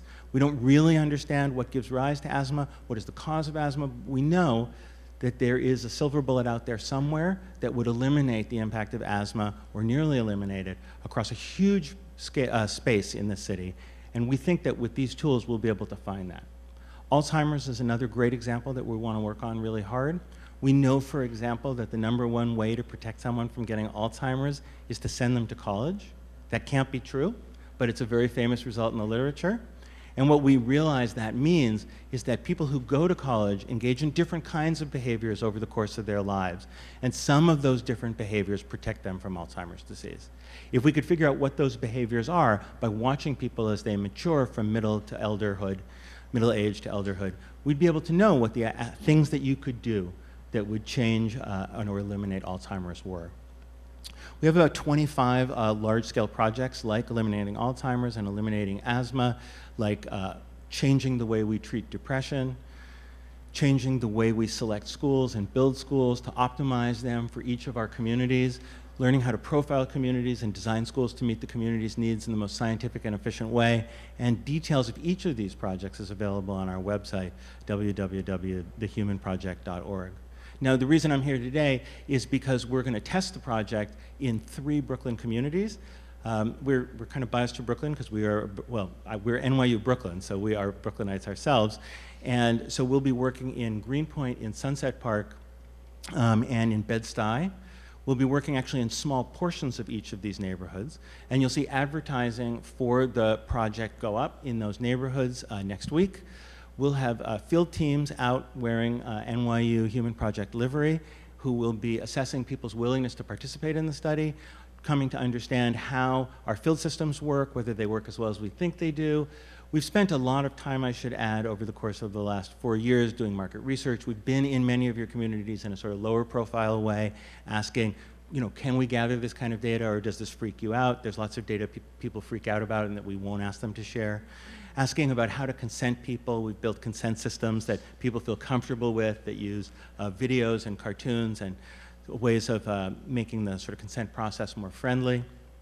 So we've worked real hard to build these systems over 4 years, and we want to move into these 3 communities, which we think are a good representative cross-section of New York, and definitely a representative cross-section of Brooklyn, understand how that's going to work, and we'll spend about 6 weeks through December 22nd, and if nothing goes terribly wrong, then early in the next year, we'll begin to move out across the city, probably initially focusing on Brooklyn just because it's kind of home base for us. I'd be happy to answer any questions. I just wanted to make sure that all the community boards were aware that we were doing this, and that we've of course made your police precincts aware of this. We've spoken to some of the electeds already. We just wanted to make sure that the community boards had a chance to know that we were going to begin this project in Brooklyn the end of this year. My name is Richard Flatt, Chair of Community Board 3, Bedford-Stuyvesant. Are you working with any community-based organizations in these neighborhoods? So we are working with a suite of community-based organizations in each of the 3 neighborhoods. And I'd be happy, I'm going to have to ask Samantha or Deborah to share the list for Bed-Stuy. I think it's about 10 or 12 long.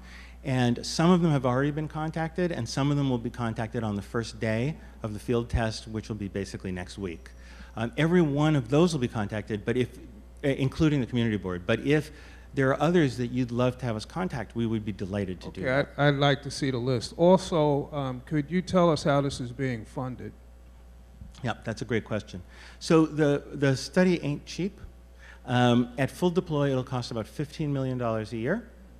It's been funded by a mixture of sources. The development pipeline was about $25 million long, and it was funded essentially by private philanthropy, by a couple of foundations, by the U.S. National Institutes of Health, and by New York University.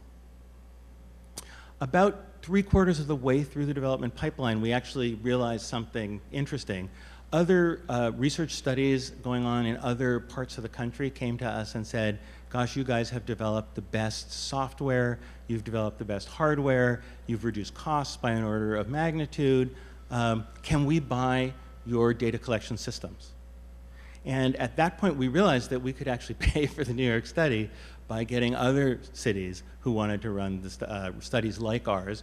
And later we realized drug companies that are running tests of drugs and trying to understand, for example, compliance during late phase drug trials.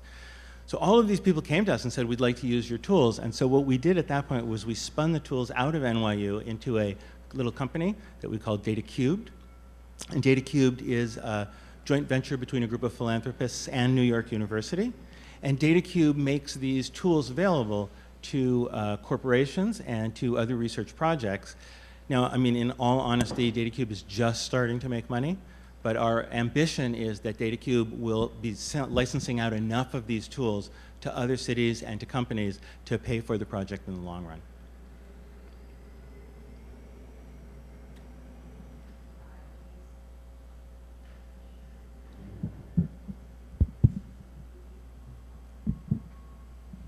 Thanks. Janice Morgan, Community Board 16.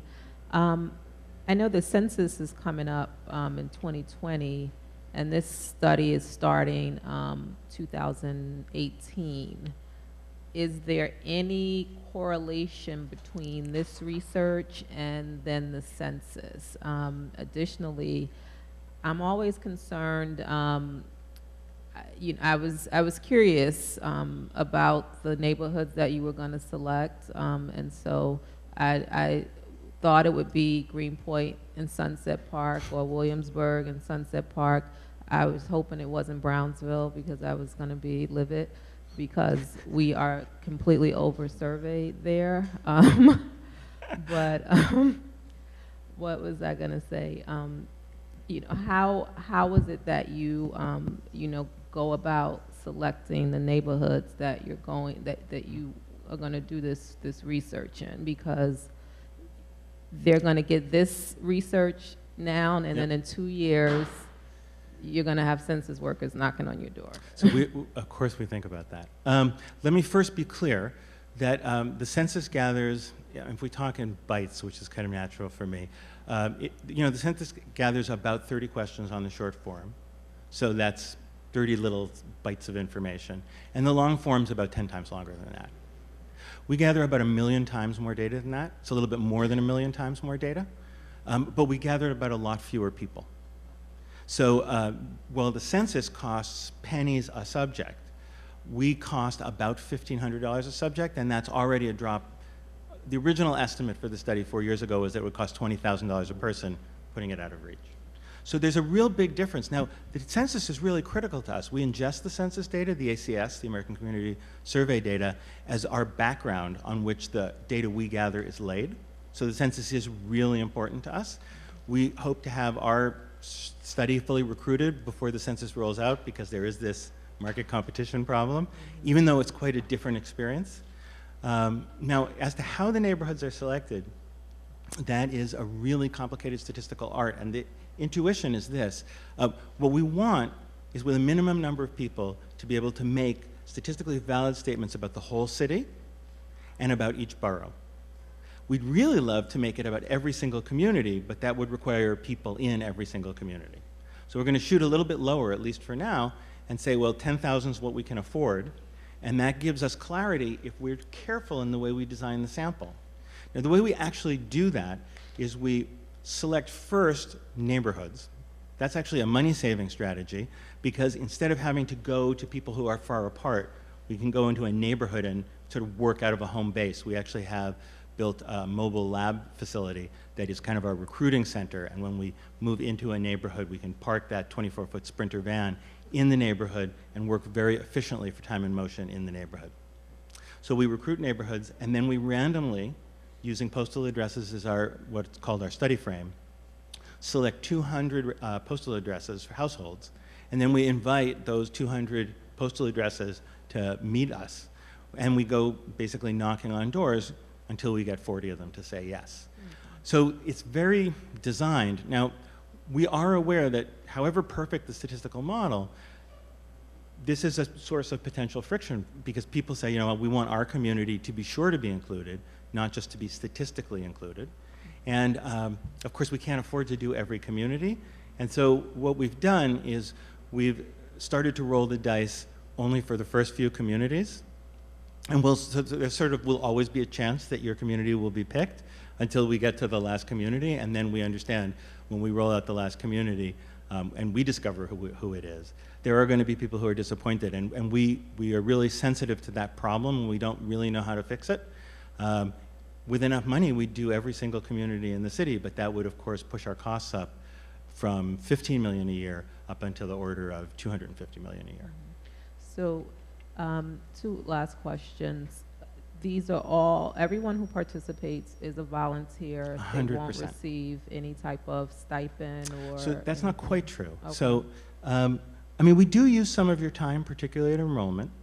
During the early periods of the study, we're asking you to do some psychological tests with us. We want to measure your word fluency, your language skills. We want to do medical tests. We're interested in health tests that we can do ourselves so we can assure their ground truth. Remember, not everyone can provide that data. A lot of people are underserved for health.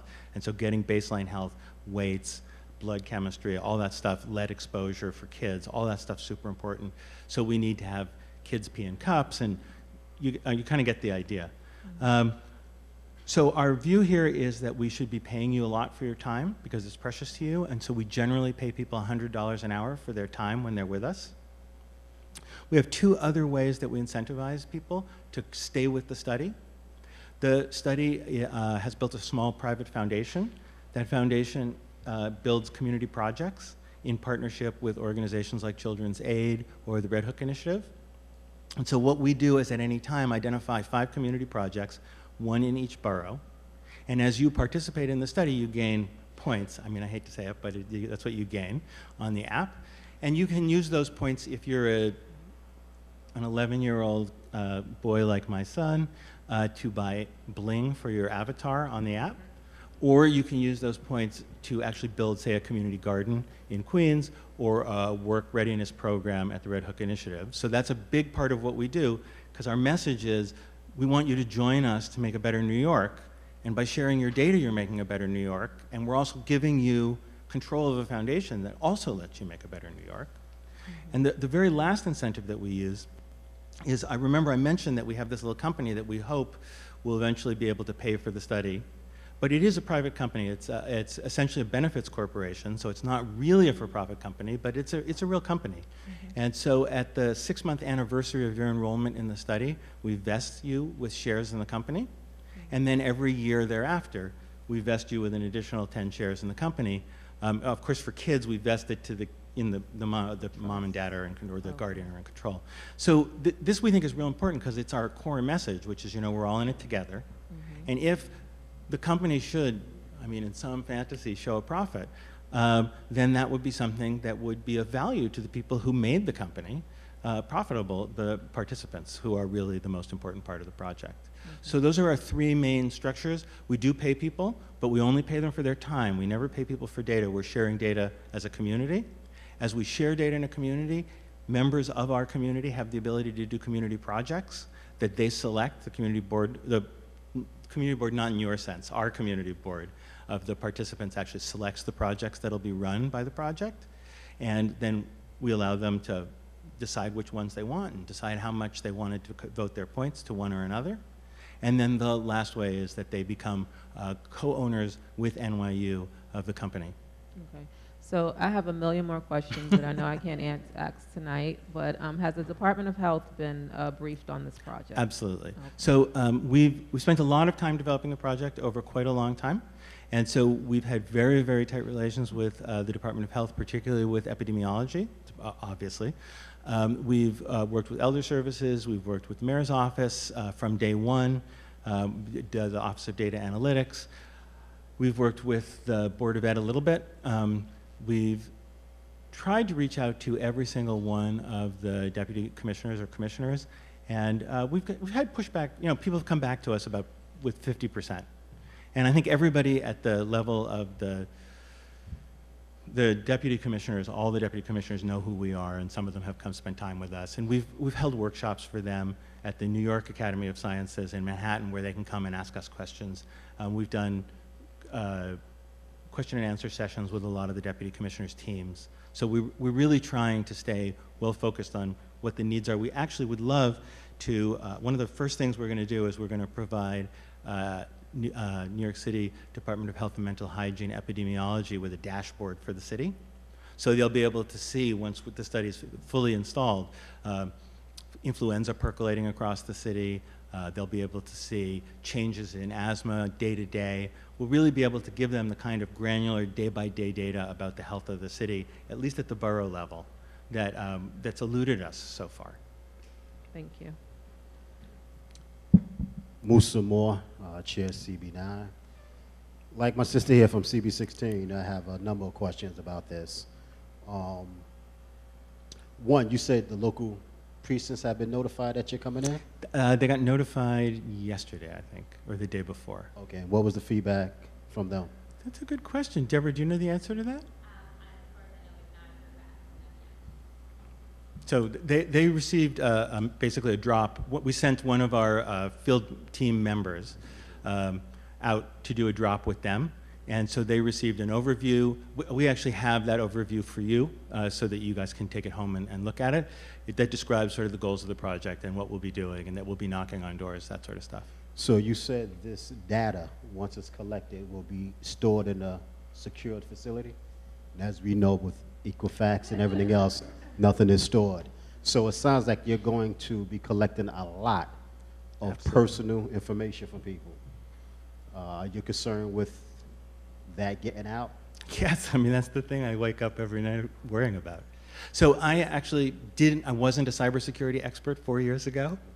And, I'm not one today. And now I kind of am. Like yesterday, or the day before yesterday, Hannah Baer, who's our chief scientist, and I met with Colonel Hansen of Defense Army Intelligence, so that they're like the 20th group. They could review our security protocols and how serious we are. So we have a video about our security protocols. I would love to talk about this forever. Let me just leave you with this thought. I know this is being recorded, so I cannot be as blunt about my feelings about Equifax as I feel. Many large corporations do not protect their data because there is no reason for them to. In the Equifax example, their initial response to the breach was to say that there were 160 million new customers for their identity protection service. That is, of course, the exact wrong incentive. And give or take, they were right. They have not been closed down. This has not cost them anything. And if they had spent $50 million to secure that data, I believe they would have viewed that as wasted money. We don't see it that way. Our number one responsibility is to our subjects. If we ever have a data breach, not only have we failed our subjects, but we have ended the study.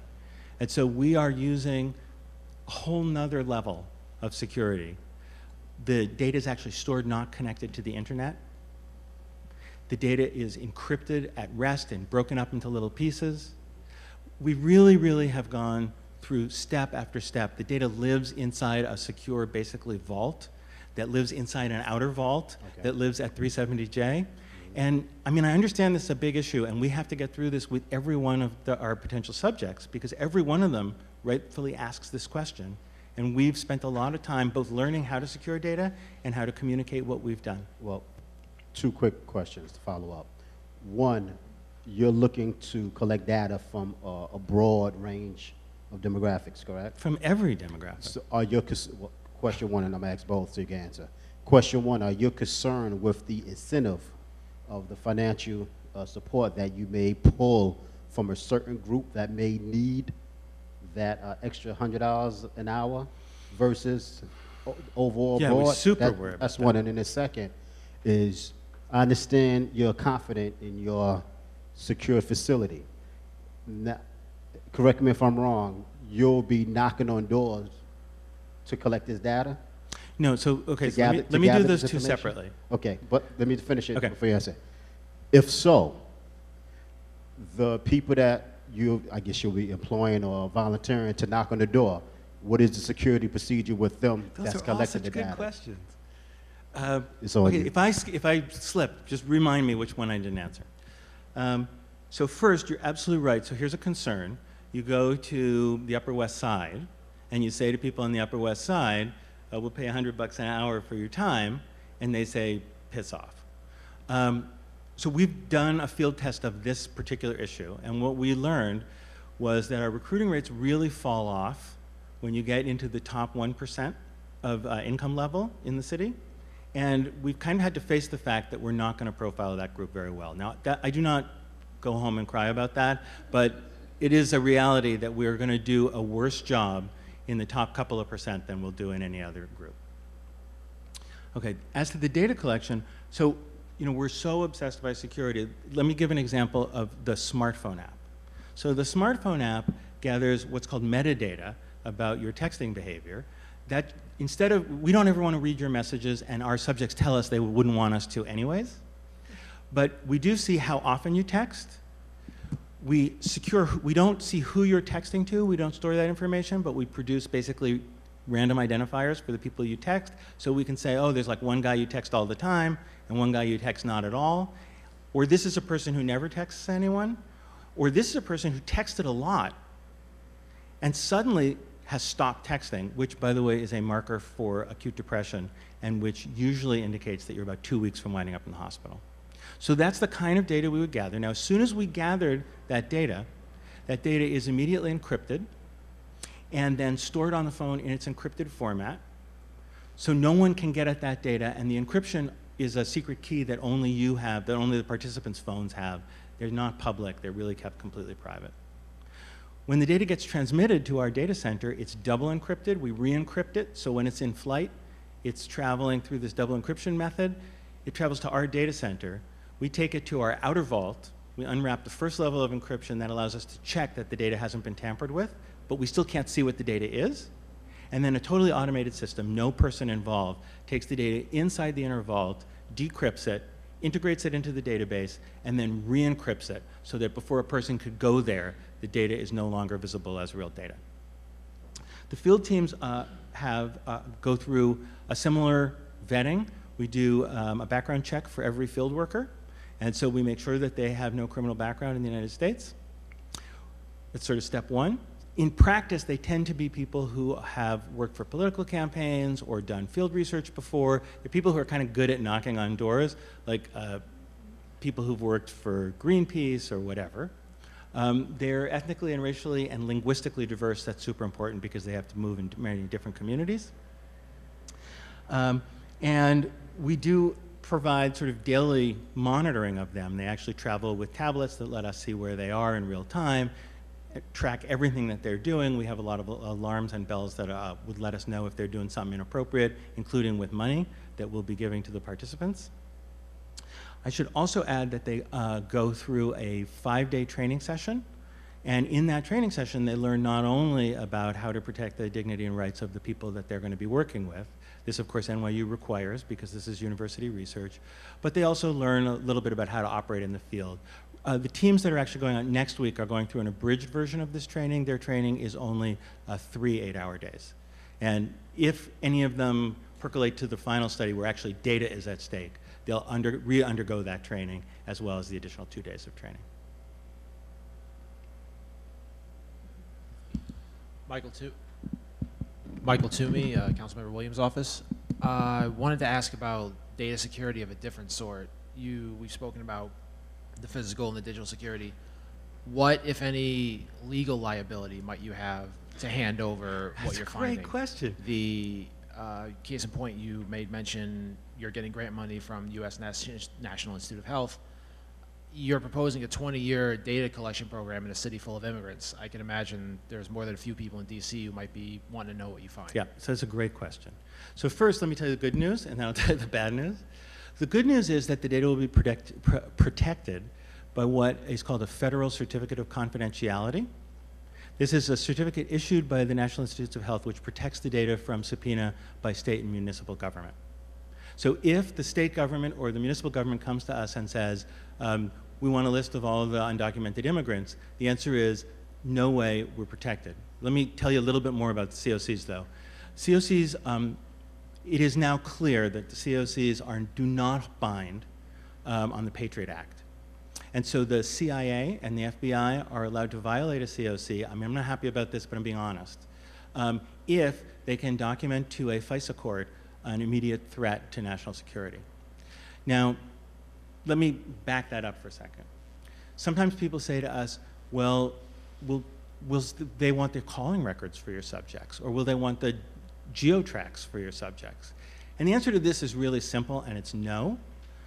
The FBI files 10,000 geotrack requests a day with the 4 cell phone providers. We only have 10,000 people. So most of the data we have, because it's data that is pre-existing and lives in other databases, it would kind of be dumb, bluntly, for the FBI to go through all the overhead of getting one record out of us when they're already getting all that data from other sources. So I think the reality of it is we probably won't. The one place that Hannah and I stay up at night worrying, well, I mean, I kind of go both ways here, is let's imagine there was someone on a major terrorist watch list who agreed to be in the study. I mean, this seems improbable, but, and we're gathering all this data on them, and then the CIA found out, or the FBI found out, that this person was actually a member of the Human Project cohort. They would go to a FISA court and say, this guy, we think this guy's a terrorist, and we want to reach into the Human Project database and get that data out. So first, we could not prevent that, for sure. Second, we would not be allowed to talk about it because it gets classified as national security. We actually sort of under the table talked to some people who run a much, much, much larger database that had been breached by a FISA court. And they kind of told us how that goes. It's very, very rare for academic studies. There's only been one or two, the best we can tell, there's only been one or two cases of it.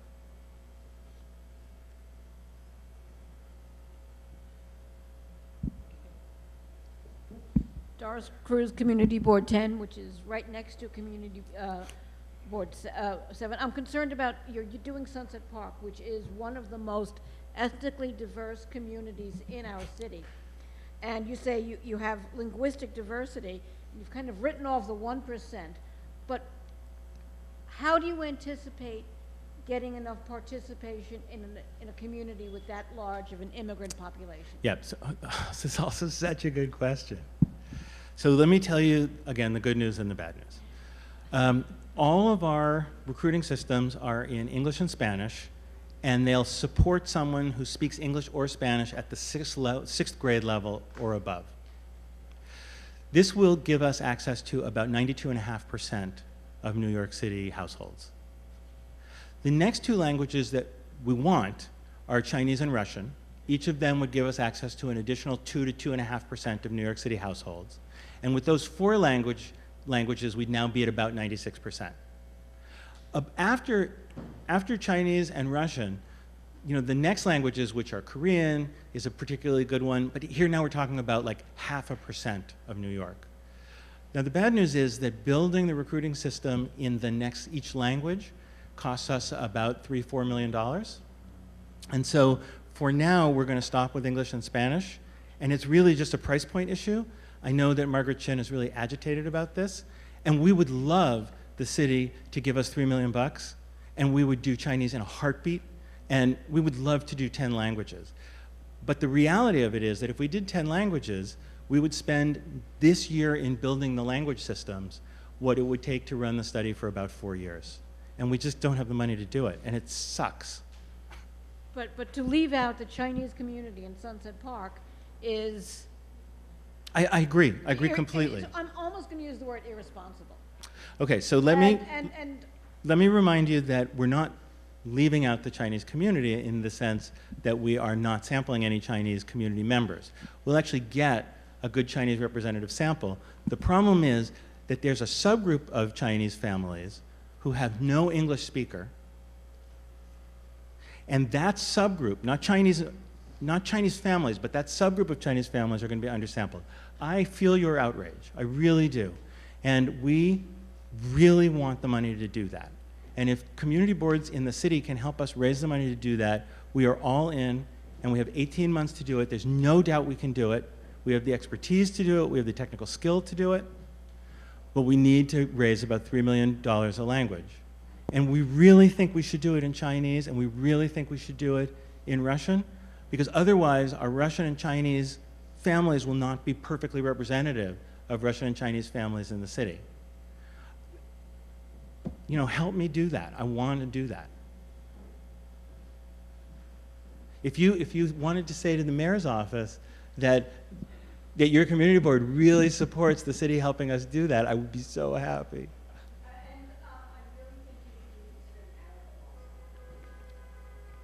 Yeah, so I agree. The Arabic-only households are a pretty small percentage. So, whatever, the practicality of it is you're going to rank them by how many families you're going to miss. And so where you wind up with is Arabic is number 4 in that list of things we're bugged about. And then you get to really small communities, which we still worry about. Once we're down at a community that has, let's say, 0.25% of New Yorkers, so just think that through. We have 4,000 families, so 0.25% is like 2 families that we've missed. And the truth is we can't say very much about those tiny communities with such a small sample anyways. So we worry about it, but it probably wouldn't change the way you'd interpret the study. If you ask me a question about a Tamil-speaking community, the answer is there's only going to be one Tamil family in the study, And so we can't say anything useful about it anyways. If you ask me a question about a Chinese community, I definitely can say something about it. And now you're worried, quite rightly, that my Chinese community isn't perfectly representative of the New York Chinese community because it's going to overrepresent American-born Chinese, and it's going to underrepresent foreign-born Chinese. And I totally get that, and we are all losing sleep over it. And if you help us solve that financial problem, we would be so grateful. I mean, as you can imagine, raising the first $15 million was really, really hard. And you know, none of the big data companies want to help, obviously. And we're always shilling for money to do stuff like this. Brian Ellicott from Councilmember Menchaca's office. Unfortunately, if you're going to use Sunset Park, you're going to need to expand Spanish, Chinese, and Arabic, or our community might not be suitable for that, for your study without language access like that. We continuously are pushing the Parks Department and the MTA for language access in all of those languages all the time. So I just wanted to make sure that I was on the record for saying that. And also, I have a question about collecting data in terms of sexual orientation, gender identity, because we also have a growing LGBT population in our district, and making sure that the people collecting that data have cultural competency on all spectrums across the board. So the answer to the second half is easy, in the sense that we are really on that issue.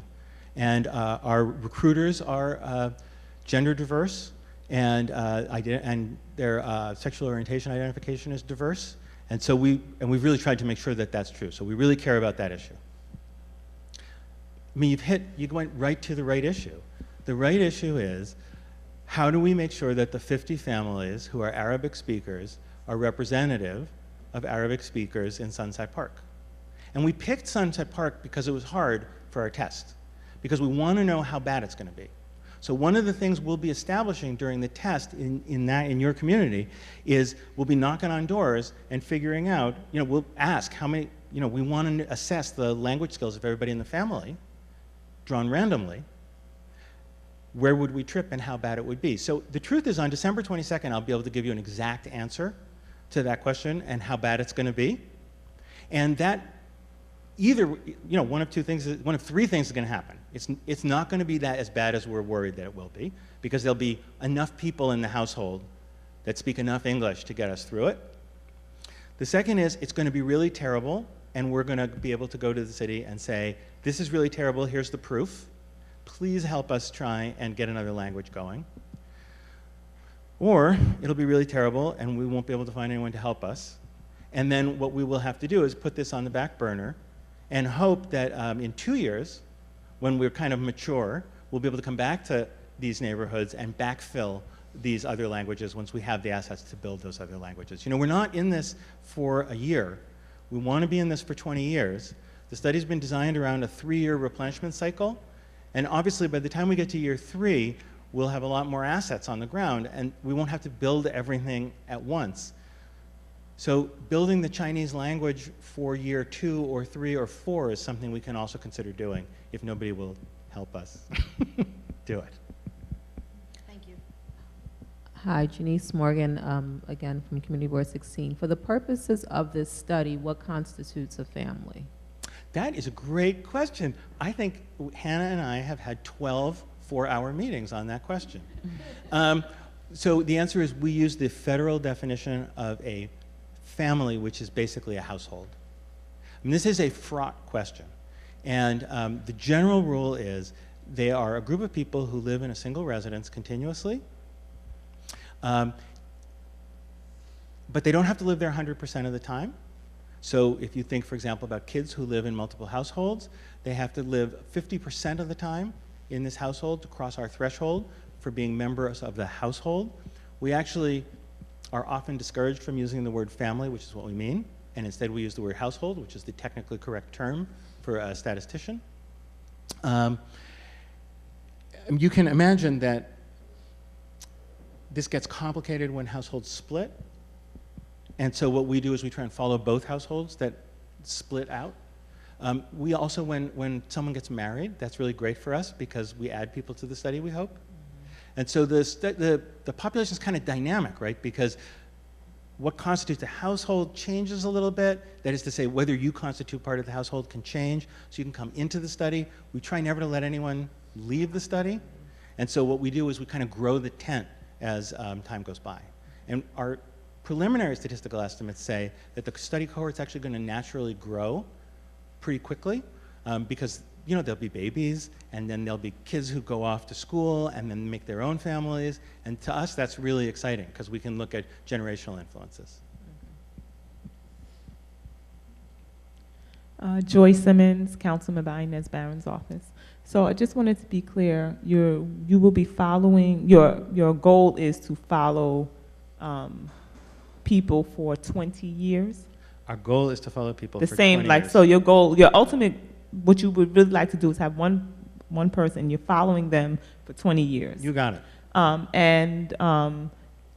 In terms of the whole 20 years, what is the estimated cost in terms of what you would be giving that person? It's a terrible number. For, like, in terms of how, I know there's different costs associated, right, with, say, how much you have to pay, a researcher to talk with them, but in terms of how much they would get. Oh, how much they would get? Okay. Right. I mean, I would both numbers are, yeah. Both numbers would be. Okay, so let me tell you that both of those numbers. In 2018 dollars, the total aggregate cost of the study at the 20-year mark will be $315 million. Okay. Now that's distributed over 20 years. So when I try not to say that out loud too much because we all get very edgy, but it's $15 million a year-ish. So maybe it's not as bad as that. Okay, so the question of after 20 years, how much a subject will have received in these three incentive streams. We hope that the answer is that we do about $200,000 worth of community work every year for 20 years. So that'll be about $4 to $6 million in community projects that the members of the cohort will have done. We'd like it to be bigger, but that's kind of the current model. They'll be receiving around $700 to $800 a family every 3 years in straight up cash. I hate to say it that way. We're compensating them for their time. And every time we're there, we've got to pay them $100 for an hour for their time. We try not to use too much of their time because it bugs people. Right. The stock in the company at the end of 20 years, this is a little weirder. You are going to, of course, everyone would have 200 shares of the company. We have no idea what that's worth. Right now, the shares of the company, I mean, to be depressingly honest, are worth $4 each. So the first load is a $40 thing. But if other studies use our methods and use our tools, and the members of our cohort, help us develop better tools, and the company prospers, that could be worth something. The New York University Institutional Review Board really doesn't like us to say that because because we don't know. Now, having said that, if you do a fiscal forecast, we could be talking about $50,000-ish worth of stock by the end of the day, which would be great. But I'm really not allowed to say that to subjects because we just don't know what it's worth. Got it. And then, so like, for example, would the study include, for example, their browsing history on the internet? Like their search histories and things like that? To some degree, yes. We want to protect confidentiality and privacy is everything. So what we would know is how often they browse, how many websites they've browsed, what their rough dwell time is, but we wouldn't know what the websites were. And here we're just guided by what people are willing to share with us, right? When we did all of our market research, people basically said, I'm not comfortable with that. Now, we are sometimes also limited by the technology. Apple and Google, as they are maturing their smartphone platforms, are sort of closing. They actually have all that data, of course. And they sell that data about all of us every night. But they less and less want to share it with us. So some of that data we can't get. Some of that data our subjects tell us they don't want us to get, and we always respect that. as a scientist, I'm sometimes frustrated by the fact that that data is actually being sold against, you know, I signed a 60-page consent form by clicking the I accept button right when I got my phone. But yeah, what it is, what it is. I don't mean to kvetch. And then at the end of the 20 years, you anticipate that this will be a great success? Will you continue, will you try to do it again so that the data won't be outdated? Like, so you did all of this for 20 years, but in the next 5 years, oh, that was like, you know, 20 years ago, right? So is this like an ongoing kind of? So I'm old enough that I'm going to be not going out so much at that point. But let me tell you what our inspiration is. Our inspiration was a study that was launched 50 years ago in the city of Framingham, Massachusetts. The Framingham Heart Study, which was launched then by the National Institutes of Health, was where we learned that smoking cigarettes is bad for you. Before Framingham was launched, people thought smoking cigarettes was good for you, and where we learned that exercise is important for heart health. A lot of the things we take for granted came out of that study, and it's really an inspiration to us. They plan to run Framingham for 20 years, which is why we picked 20 years, because they're our heroes. And they're still running it. It's about 60 years old now. It's actually being defunded by this administration after 60 years. It's actually in its third generation. We would love, I mean, I won't be around, but wouldn't that be cool? Interesting. And one more thing, I just wanted to say that I think at the end user, how we access the information that's is such a good question. very key, because, you know, just having taken like a statistics course in school, you know, it's like you can have all this data, but if you don't really know how to access, manipulate it, read it, is really like, you know, so that I assume that there will be not a lot of software that would need to be done to make sure people can utilize it properly and get the most out of it. So that's yeah, absolutely, and we're really on that. I want to just underline one thing that's important, which is protecting the privacy and security of the subjects is always our first job. And so if someone comes and says, I want to do some research, learn a policy solution, we will do a review both of that person, I hate to use this word, but we will assess whether the data request is a moral one. And then the second thing we'll assess is what risk to security does providing that data pose. If the data provides no risk to the privacy and security of our subjects, then it's easy to share. If it does pose a risk, then what we actually ask is that you come to us instead of we give to you, and you come into our secure facility. We build a secure database just for you that has only the stuff you need and want to answer your question, and then you can, with our help, do the analysis on our site and walk away with the information you need. We really don't want to ever let the data get away from us. We really are promising our subjects that. And so the idea that a task force from council or a community board would come to us and say, look, we really need to know this thing about the city, but to do it, we'd have to access geotracks, and geotracks are pretty private. So we'd say, okay, well, we're going to anonymize and randomize those geotracks. We're going to build a secure database about those geotracks. How people move, say, through the transit system would be an example of that. But we really want to protect our subjects. And so you'd need to come to us, operate in our secure environment, so we were sure you weren't taking the data, you know, disseminating the data. You get the idea. That's exactly what I meant. Like, for example, getting information, just getting the bottom line of it. Like, what percentage of people have this particular, you know, ailment, or what percentage so that's of the easy, people and need that's this, right? data we'll just release. Right, and getting that kind of information. But if you wanted, for example, to know, if we were trying to figure out asthma in kids, and we know what the city block by city block or block face by block face particulate matter in the air content is. So we have to actually watch kids move through particulate content. Now this is pretty sensitive data, to be honest. I mean, sure, you don't know their names, but you are watching kids move around the city. So for that, we'd treat that as the most secure kind of data. You wouldn't be allowed to record anything. You'd have to be in our most secure facility. We'd build just the information that you needed into a database just for you. We'd help you analyze it, and we'd take your conclusions out.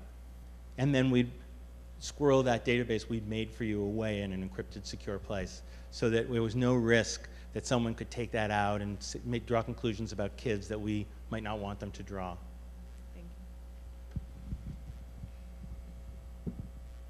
Doris Cruz, Chair, Community Board 10. One of the goals of this project is to give information back to communities. When do you anticipate having information available to us? Yeah, so it'll take us realistically 2 years to enroll the study. It might take 18 months. So we think that our first really valuable work product is going to be available about 2.5 years after we start. So we're thinking 2020. Any additional questions? Okay, hearing none. Thank you. Paul, for being available to the Borough Board tonight. That concludes our business related to the presentation by New York University on the Human Project. Unfortunately, we do not have a quorum. Guess you realize that. So we will not have a roll call. Is there any unfinished business? Any new business? Okay, the next meeting is Tuesday, December 5th, 2017 at 6 p.m. Is there a motion to adjourn the meeting? Okay. Is there a second? Okay. The meeting is adjourned. Thank you to all of our presenters, and thanks to all of you for coming out tonight.